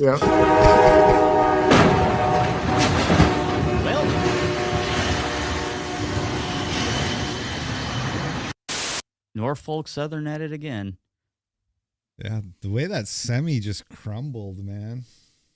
Well, I mean, it was just the bed, right? Or was it the whole the car? I think it's so hard. This is one. So the front of the truck is on. It's not on the tracks, but. Well, yeah. Then it's just like a hollow thing, right? I mean, it's not made of tinfoil though, but it looks like it. No, it's like made what like poor people live in, like that.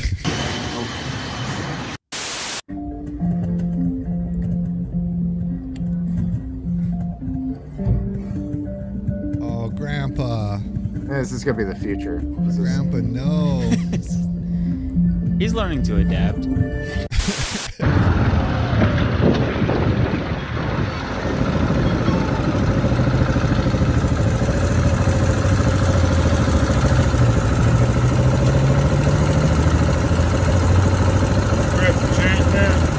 Yeah, I don't have anything on me. Hey, as a white dude, I'm gonna encourage you to go to where predominantly white people belong. This is not the spot for white people. This California is really not for white people. So take your motorcycle and fit their gear, go there. Go to a big rush of white people area. Okay. Then for starters, start with spelling California right. Okay. I don't mean to spook you, but your instructions are to go to predominantly where white people are. Those are the instructions. I think that guy's doing him a favor. Yeah, no. He's probably he's Samuel L. just Scott Jackson Adams and he's Samuel L. Jackson and Die Hard 3. Going, you need to get the hell out of here. Yeah. Like, what are you doing? He didn't want anything from him. He's like, hey, I just see you're here. I wouldn't be here.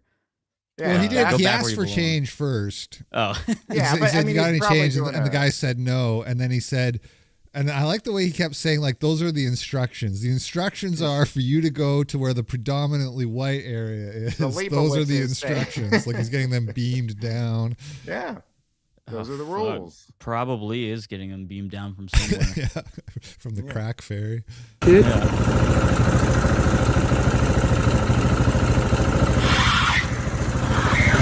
I would believe him. Yeah, I would. I would take that advice. Get the fuck out. Yeah. If And then somebody I said tell that to my me, friends I'd be about how like, I guess I talk better to a get the black fuck guy. out of here.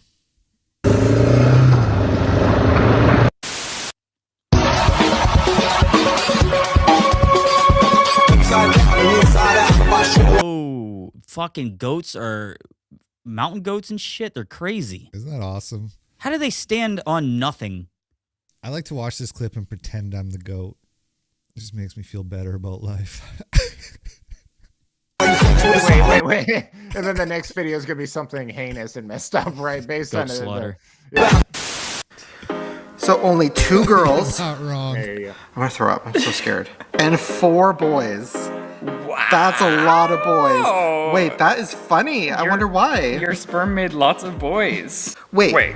1, 2, 3. I have 4 girls. Can 4 that train girls come through and this house? 2 boys. So we're opposite. Wow. Right?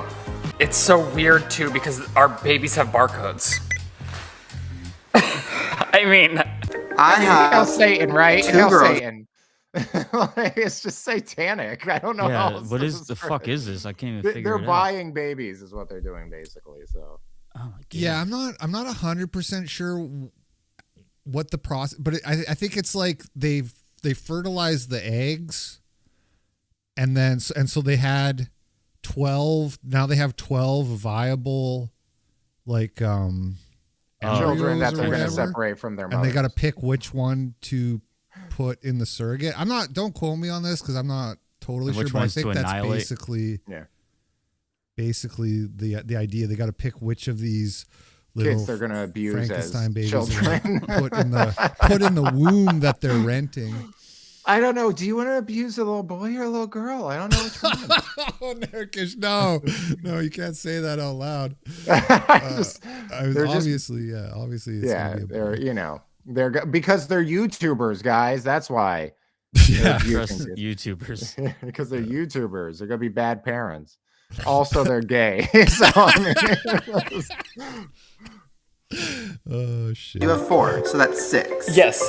I have. You're not wrong though. This is there's something demonic about this whole thing. I just well, the don't like it at all. barcode. Maybe Yeah. 4 boys, you have 2. So that's 6. Yes. How is that even possible? That we have 6 boys and 6 girls? It's cheaper by the dozen, baby! What is it? Our crawl space? Okay, I'm curious though. I want to talk to our doctor and know, like, okay, of the 4 boys, which boy do we choose? You know, like. I don't like playing God. I don't either. But no, I'm just And saying. yet- Literally like, all you I wonder do. if For there's money. like the biopsies or the lab results tell them We have to which spin one. the wheel and we'll put a barcode on each side. Fucking Christ. So they don't want to play God with the babies that they designed and then separate from their mom. Yeah, the design. Yeah, I don't know. Oh man. They got hang-ups if you guys can't tell. As I've gotten older and become more of a father, there's certain things I've stopped caring about how I'm perceived. I'm just like, Sure, I'm fair not enough. willing to deal with this anymore. All right. As time goes on, shit like this just gets creepier and creepier. I mean, in a more innocent world, I don't even know if the world ever was more innocent, but it seemed like it a few years back, maybe a decade or a decade and a half. something like that would be kind of fucking whatever. But now it seems like people aren't doing it to be anti-establishment or anti, whatever the popular sensibilities are. Now it seems like it's playing right into fucking some weird shit that's actually going on. I don't know. I might just be going crazy. Another Sodom and Gomorrah. We need another. Well, I think what you're. I'm not sure, Rusty, but it sounds like what you're trying to say is that that this is just sort of like this is celebrated as like a progressive thing. Yeah, it's that celebrated. Is like good. Yeah. It's become the shit that you were supposed to that you would normally do to like be out of the box and maybe disturb people a little bit or whatever, or shake things up. Now that's celebrated and being pushed on people. Yeah, and just like normalized sort of. That's when it gets fucking creepy. Because I used to do shit like that all the time. Like I'd, say something that would be anti whatever the narrative is. But then if they're going, yes, that's exactly what we want. And I go, no, I was just doing that to fuck with people. I wasn't doing that because I think this is a good idea. I don't know. Maybe I'm just growing up. I'm not really sure. It's enough to turn somebody to God. Is what I say. I mean, like it's absolutely it is. It turns people to God. Yeah, because there's definitely like it's also everything like up is down. Like every vice is being taught as a virtue.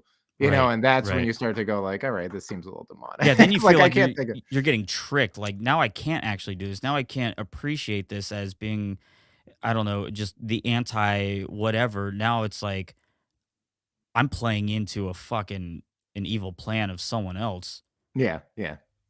The more we learn, like the more we scientifically progress, the more I think what you said about, I don't know, we lost our innocence, the more scientifically capable we become, the more fucked up things get in a weird sort of paradoxical way.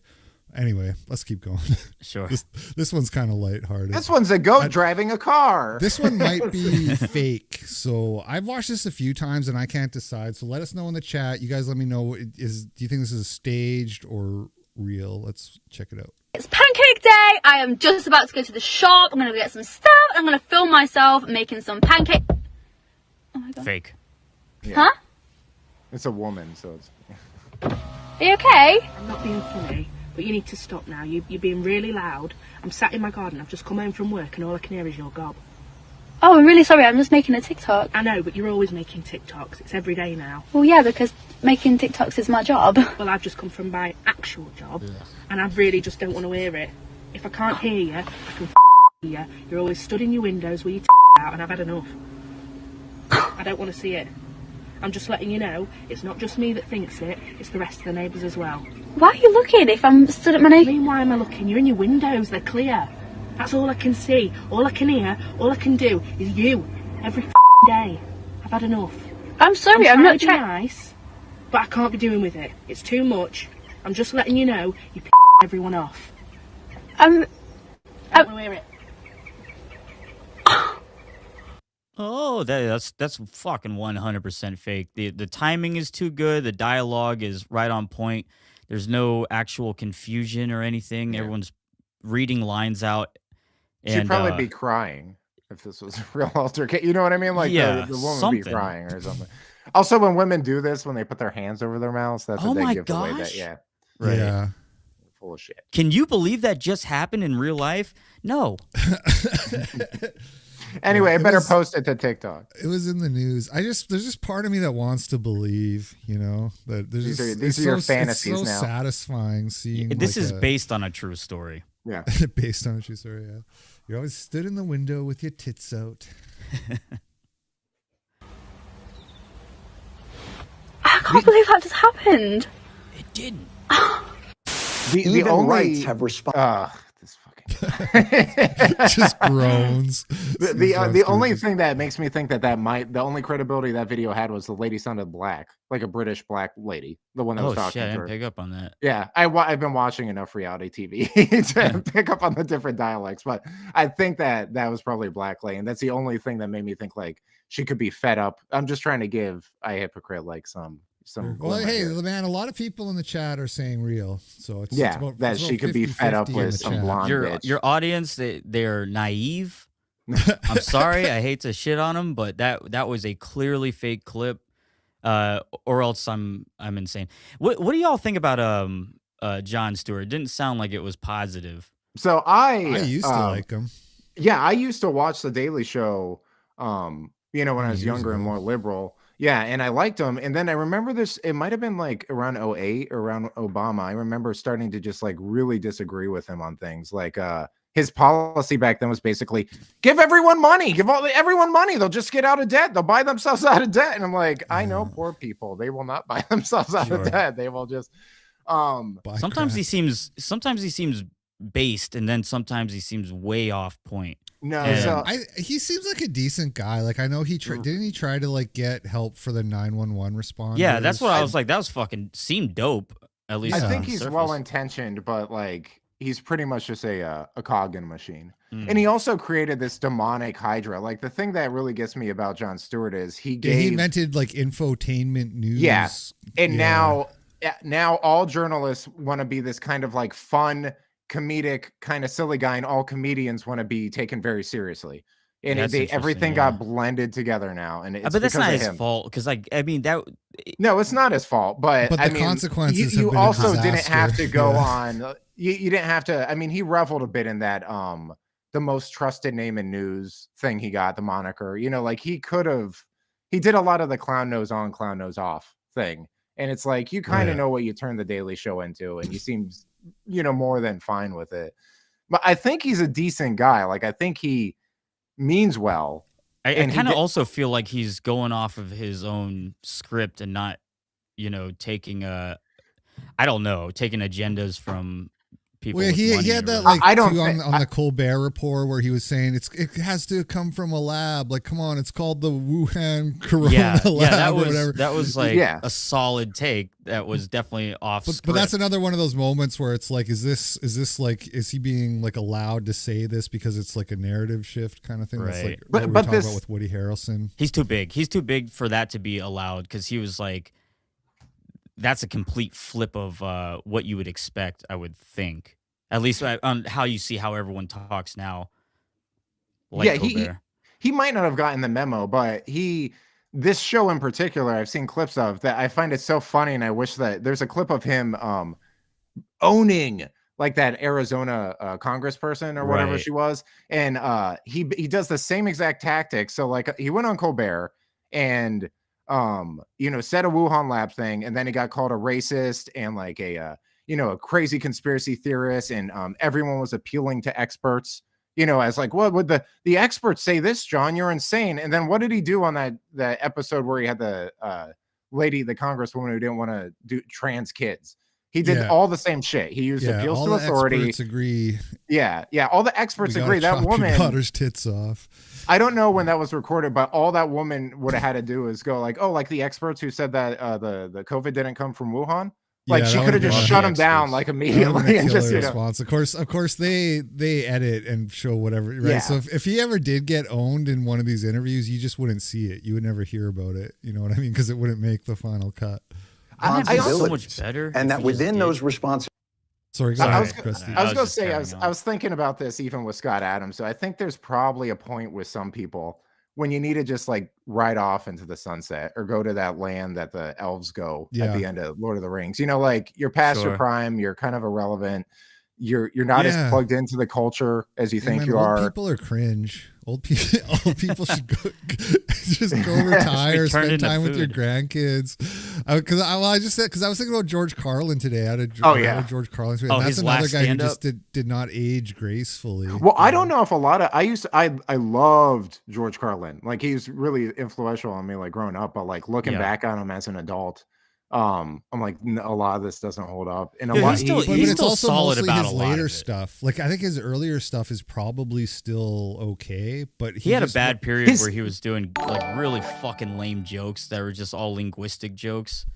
But I almost think those are better than his like Jamin in New York stuff at this point. Really? I don't know. I agree with Nerkish. Yeah, I'd rather hear like a bad pun than like just like, isn't religion stupid and conservatives are evil? Sure.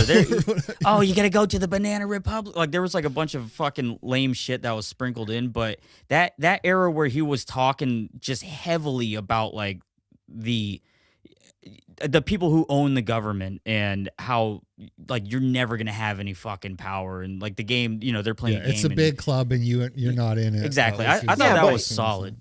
But he's also full of shit. So like I've read both of his I read his autobiography that was made after he died that he's writing. They also read 2 other biographies about him. And he basically, I almost feel like he might be autistic or something because he just seems like the personification of a midwit. Like he would explain interactions I might be he a had. midwit, I'll be honest.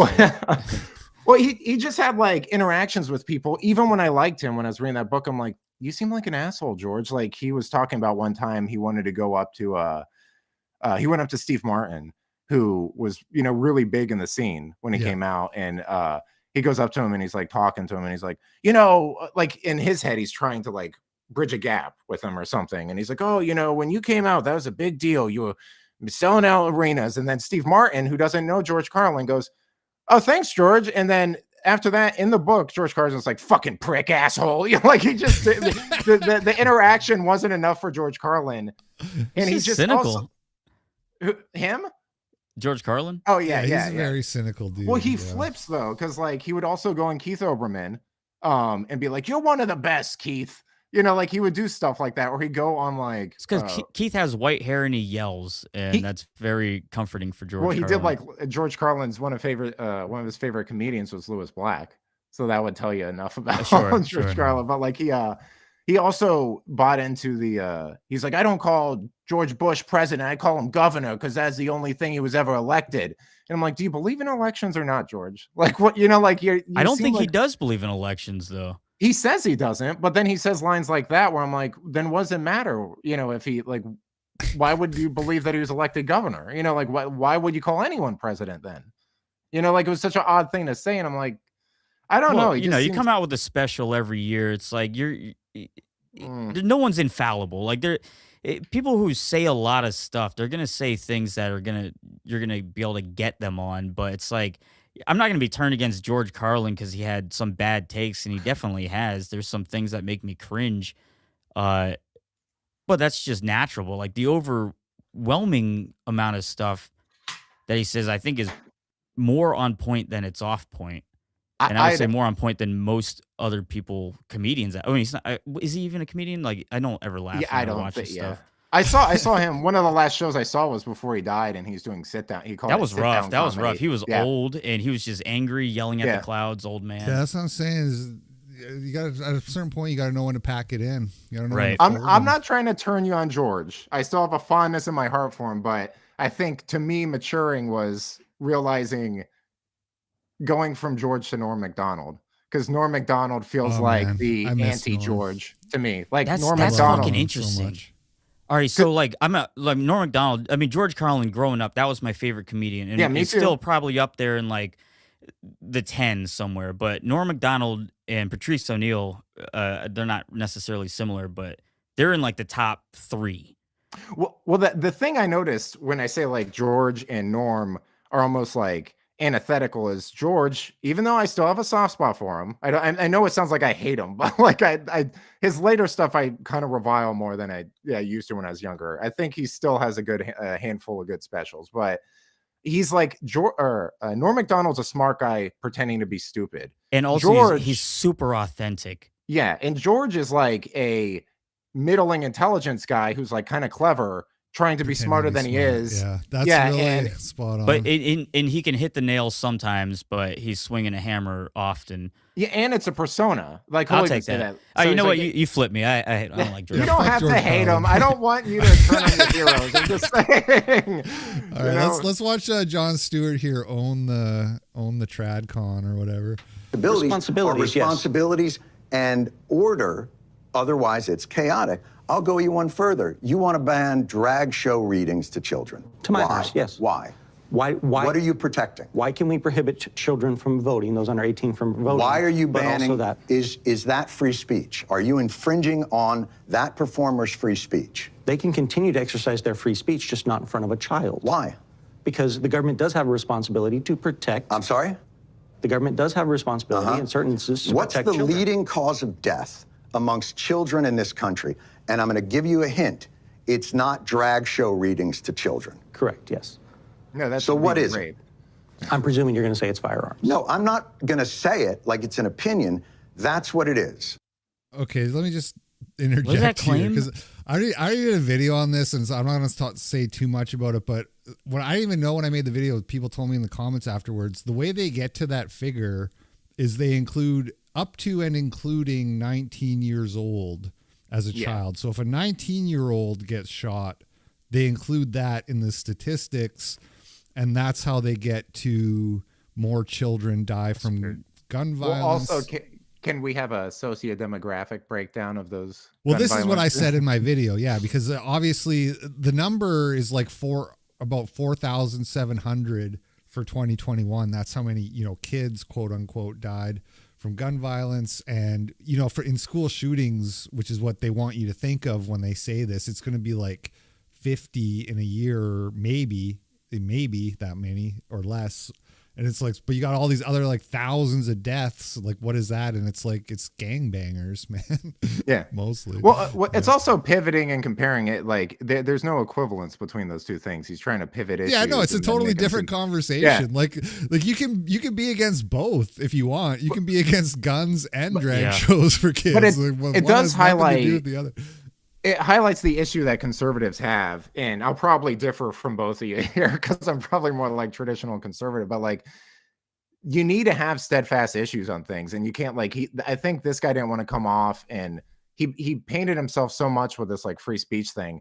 You should be able to just go, this is degenerate nonsense. It creates nothing in terms of art. There's no free speech issue here. Like presenting yourself to children in drag and sexualizing yourself is not a free speech issue. It's degeneracy. Yeah, of Like, course. he There has needs to be to a just line come out and somewhere. say We that. we all understand Yeah. it's not free speech to show pornography to children. So we all understand there's a line somewhere. And then the question is, are these drag shows over the line? And then you can see videos where they clearly are over the line. And so there needs to be something needs to happen. So I mean, legislation is written by fucking pedophiles, so I mean that's what I would bring up to him. But Well, he should also bring up the the pedophile stuff. When he's like, I'd be like, well, it's not really death we're worried about. It's being raped or basically groomed into being raped or some sort of subculture. yeah, creating of, a like, system where this is more easily perpetrated on. It doesn't have to create death. Death wasn't even what they were arguing. I don't believe. Yes.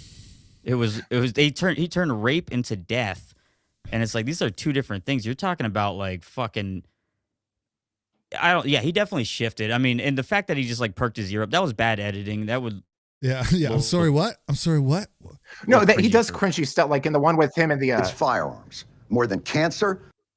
Him with the trans thing, he did the same thing where I'm like, I want to punch you in the fucking face right now. Like if I was the other person, like when he was talking to Be the a fucking adult here. You're an old man. You've already gone through this. Stop trying to be this little like, oh, I got you. Oh, yeah, sorry, that The glitch way shit. So liberals when he's convey talking to the seriousness is through snark. That's how you know like, there's a gravitas to this issue. That's when the snark comes out. That's how you know shit's gotten real.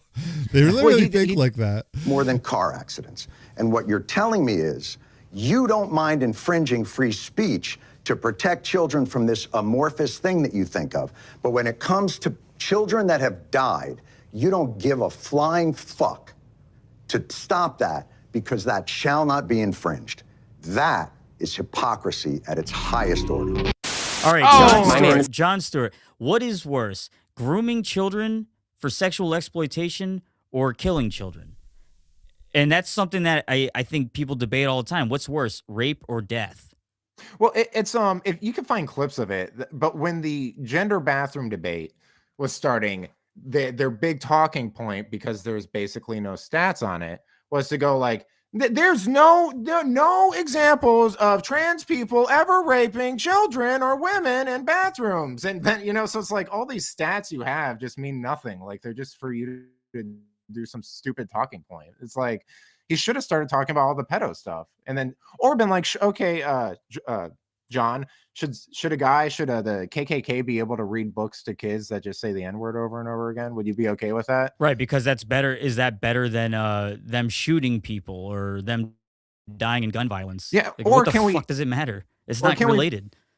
I mean, like we need to just agree that some forms of free speech or art are not necessarily as valuable as you're pretending they are. You know, like there's no value to be gained in a drag queen reading to children in a public library.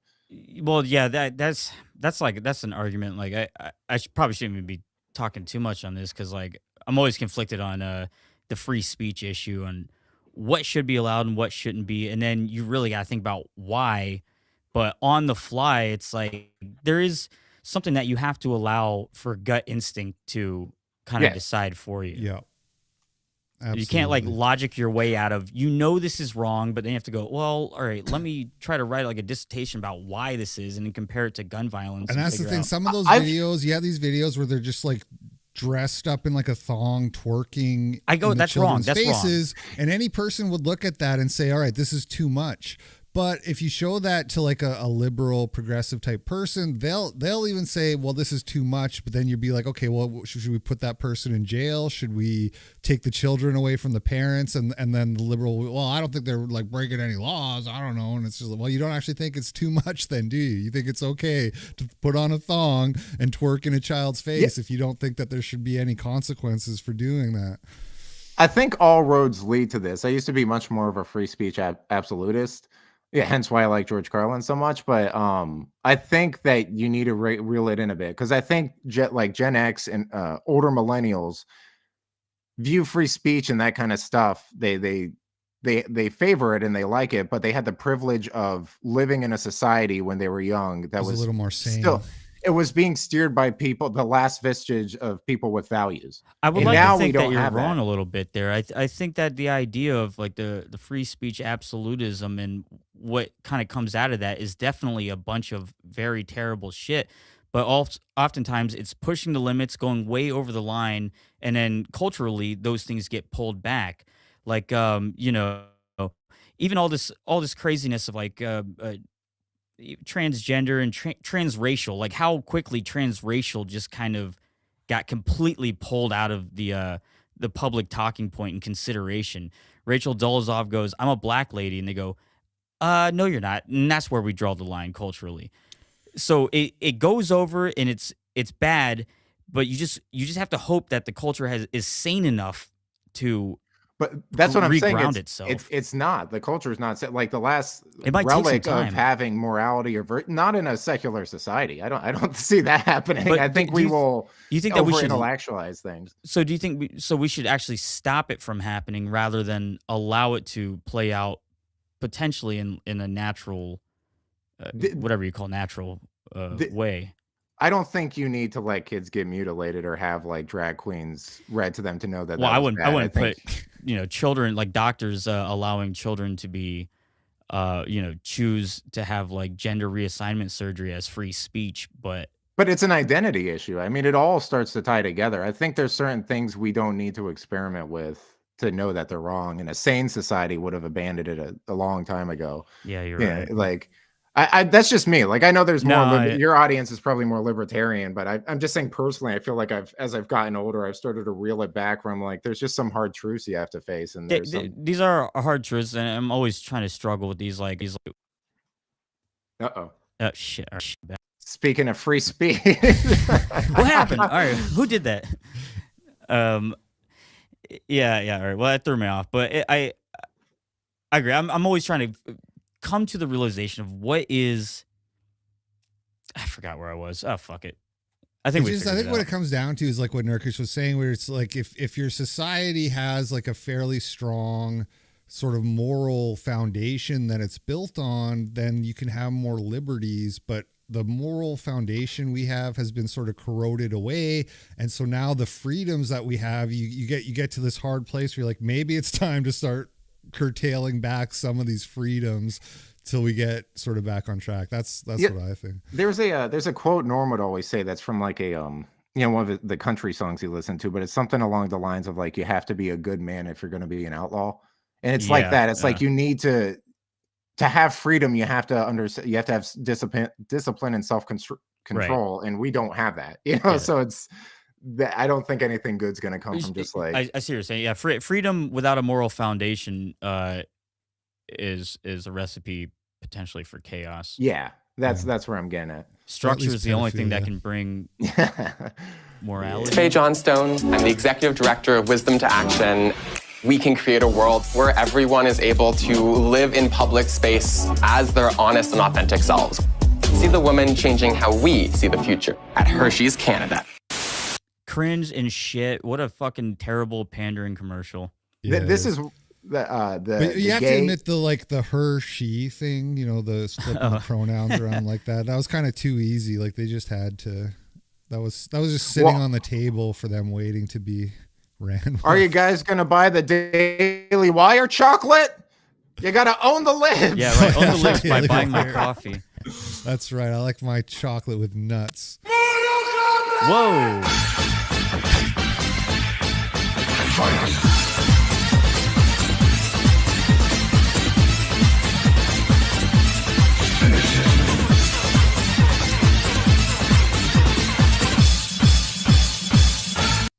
You know how frustrating that has to be for their phantom arms?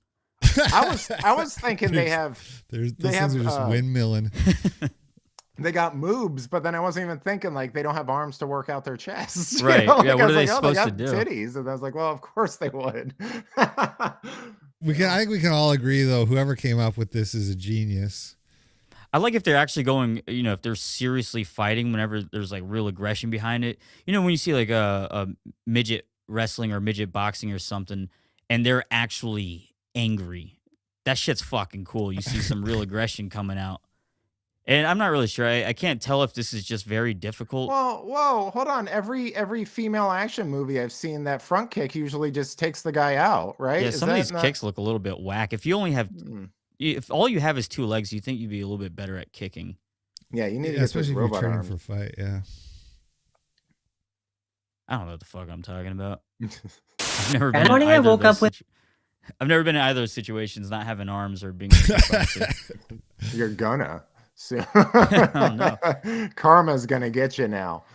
Here's a good one. Blood in my underwear, and at first I was like, oh my gosh, this is so gender affirming. Did I finally get a visit from the period fairy? I wish. No, I was just tucking irresponsibly. I ran out of my good tucking tape, so I was using Scotch packing tape, and this motherfucker ripped off a whole chunk of my bits. I apologize, I know that was very graphic.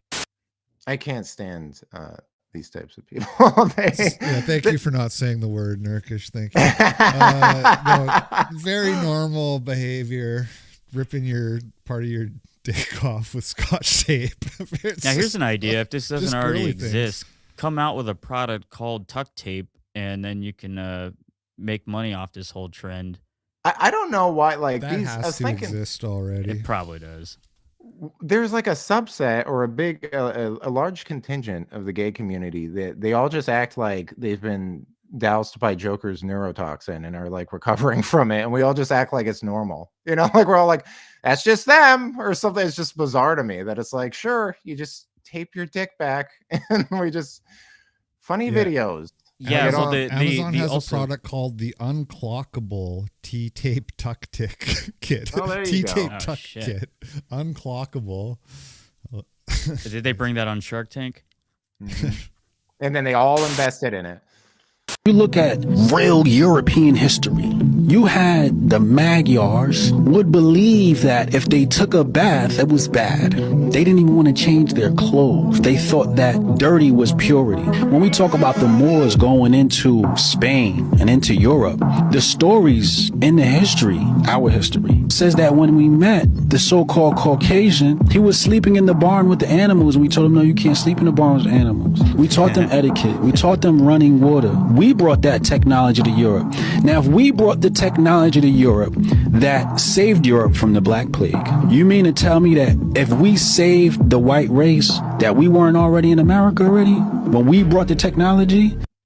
This is always a weird argument to me. Like I watch buck breaking, and if you watch buck breaking, it starts with them going like blacks, they're like warrior philosophers, and they were the smartest, and they could see 900 miles away and hear like an eagle, and then cave dwelling, yeah, fucking then Neanderthal. gay cavemen came and enslaved us, and it's like what? Yeah, Like, listen, Conquered us listen, all, yeah. and then I gotta fucked admit, us retarded. Like I side 100% with the Black Hebrew Israelites, and so anything they say, I'm saying that's fucking true. They're the only group that's allowed to have 100% freedom of speech on the streets. It's fucking hilarious. I don't know if that was Hotep Jesus. yeah. Yeah, I think so. It's I thought the Hoteps. Apparently I was totally wrong. I thought the Hotep movement was like some kind of like based like we're not victims just because we're black. We're gonna be like successful and professional. I was totally wrong. It still falls back on white people not bathing, being demons, and yeah, well, like that Joe myth Rogan that comes from like the Moors went into Spain and conquered Spain for a while, but those were like Arab leaders. They weren't even black. Yeah, and, they're the idea that Italian. they, Of like, course they don't bathe. Civilized Europe and cured the Black Plague and shit like that is totally ridiculous. I just like walk me through the process that these they're basically pitching like Planet of the Apes. Like walk me through how we got to Ape World now, where all the apes are the ones in control and oppressing you.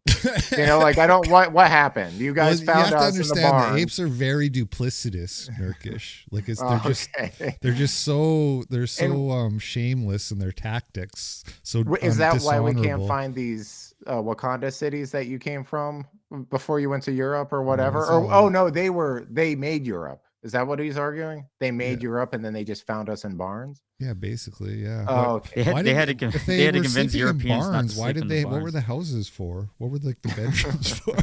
Hey, there actually might be some truth to that. I think it's probably just confused because I mean, history in that time is so old and rewritten by so many different people that's like you don't know what the customs were, how they were interpreted by different cultures. I mean, there's probably some people that they did say, yeah, we should sleep in the barns because that's what they did for some fucking reason. I don't know.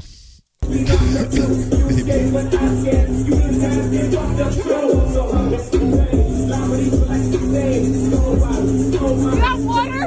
What? She wants more fluoride. What do you mean? You got water? You got COVID vaccine? I like how he says, "What do you mean? Do you have water? What do you mean?" I hope she got some water though. People be I hope dying so. of dehydration when they're rolling fellas, like would that. you? You know, what's the meme? Would you? A Pass? problematic Right. wood. I think that's illegal when they're in that state. Oh no. All right, we're getting almost to the end here. Let's just power through. We all had a great time, a lot of laughs, a lot of fun. But me, as a Catholic, I think fundamentally all the problems can be solved if people get married. Stop having sex out of marriage.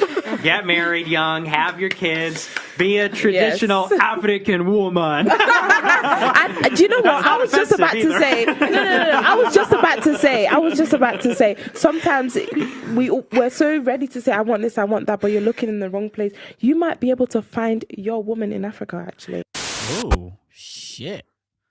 And All right, that's how Nick. the next slave trade gets started. Nick Yeah. Fuentes in Africa, the entire Yeah. series. He's going to be importing all these women to like the groypers and stuff, you know? Like, a So lot of Nick- people Nick- don't like Nick's Nick, a, and so we don't have to like spend a lot of time on this. But I do. You have to. The guy like is undeniably charismatic. You know. what Yeah, mean? I will he say had that, all yeah. those women, But like, he's a virgin. enjoying themselves. You know. Well, it kind of goes back to what we were saying earlier. Like, it's because he has the he doesn't cower in whatever he's saying. So it's Right. almost kind of charming, Yeah, or at least there's a like novelty charismatic. to that. Yeah. Yeah, that he just says something, and then sometimes you'll see people try to be like, wait, communism didn't kill people? Or they'll say something, and then he'll just be like, no, I don't think it did. Like, he doesn't even back down. I think He that's just- better than being wrong. Yeah, there's something, I think it's because it's so fresh and different now Yeah. to watch somebody not cower or even think about it. Like, it's not even in their processing to care. But Understand? I don't even understand like what caused that to exist. Yeah. How did that come into existence? What was the purpose? What was like the instigation of that? Who decided that was a thought response to process. something? Yeah. Yeah. How did the thought process get carried through the whole way to completion? Right. With nobody saying, Without someone saying that doesn't make any sense. This is stupid. Even after you filmed it, there was still time to look at the video and say, you know what, maybe we don't upload this one.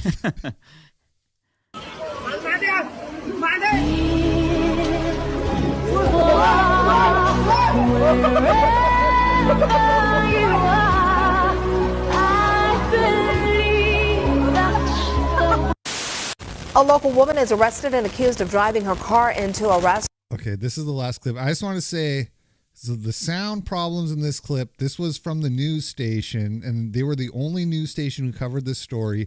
Rusty, you said earlier you always have had sound problems. I just wanted to say, because like last week or something on my show, people were giving me shit about the sound, and somebody made the comment of like, LP, you've been doing this for years. You should fucking know how to do this. Hey, man. Yeah. Sound is easier said than done, okay? This equipment, it has a mind of its own, but the static on this show is not my fault, just so you know. But this is a funny story, so. Restaurant Belinda Miller was arrested today for allegedly ramming her SUV through the wall of Popeyes on Walton Way. Investigators say the 50-year-old continued driving her vehicle through the doors of the building and did not stop until debris blocked her from moving further. No one was hurt, but a woman inside the restaurant was almost hit.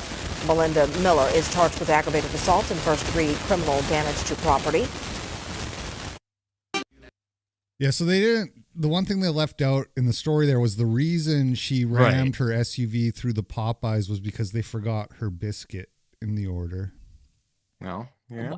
That seems to happen a lot in fast food. Just people like really just getting fucking mad at the fast food place. You know, there's something in it then, and those 17 spices. I don't know how many are 5G. Yeah, 5G. Yep. Yeah, I mean, so that's the show.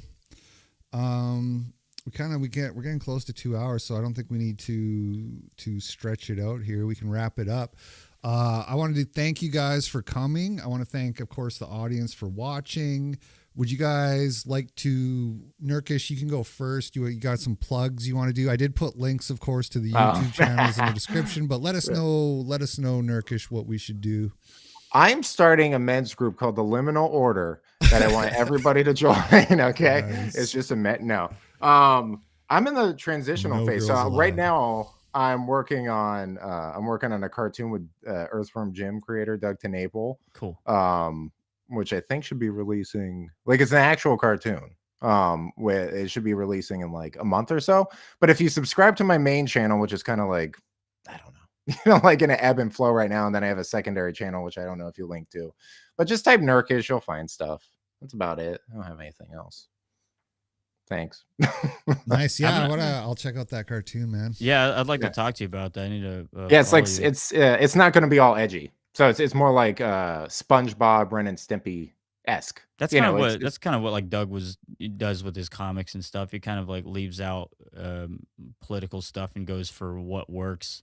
Yeah, but there's definitely fun stuff in there. Like we've gotten like a good number of episodes in the bag already. We're just trying to stockpile and get it for a rainy day and stuff. But it's good. Hell yeah, shit, man! You should hit me up if you need a voice actor that sounds. Yeah. I think we talked about that. Like eventually doing like guest voices. Cool. So.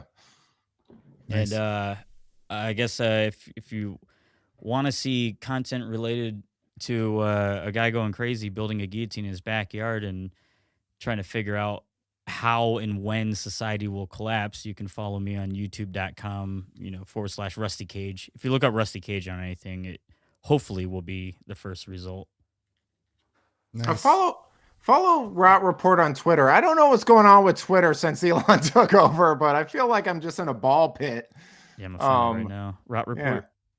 Yeah, I mean, you guys don't really have to. I just, ever since I joined back, I don't know, something feels off about it. And I'm like, I don't know if it's because I haven't actually been. It seems like the reach is kind of struggling a little bit. Yeah, and I haven't really. I mean, like, I don't know what I had when I used to use Twitter like 7 years ago, but it was like, I don't know, like 12,000 or something. It wasn't a lot, but it wasn't nothing. And then since I came back, I knew it wasn't going to be like I'm famous or anything, but it just feels like I'm not talking to anybody. Like it doesn't even feel like I'm talking to the few people who follow me. And I'm like, I don't know what the hell's going on there. Wait, I was gonna say that whenever you made the post about the release of this stream, it seemed like it greatly underperformed. I don't know if that was because of the image on the iHypocrite. Yeah. A lot of times when I post my streams, they don't do a whole ton of action just because I think people There's a ton of links. are on Twitter for a lot more Yeah. short form content or whatever. But Yeah, fair enough. Yeah, it did kind of even worse than an average stream post, but like it got like 1 retweet instead of 5 or whatever. It's like that's just kind of normal. Yeah. Okay. I was just making sure it wasn't something because it said queer joy and no one wanted to see it. I think I also like probably I use that same image in the Can't Stop Progress. Maybe I should think about trying to do different images so that people aren't just like, oh, I already saw that. Anyway, that's the show. Thank you to everybody for watching, and thanks again to my guests. You guys were great. I had a good time, and thanks. We'll catch everybody later. Peace out. Bye.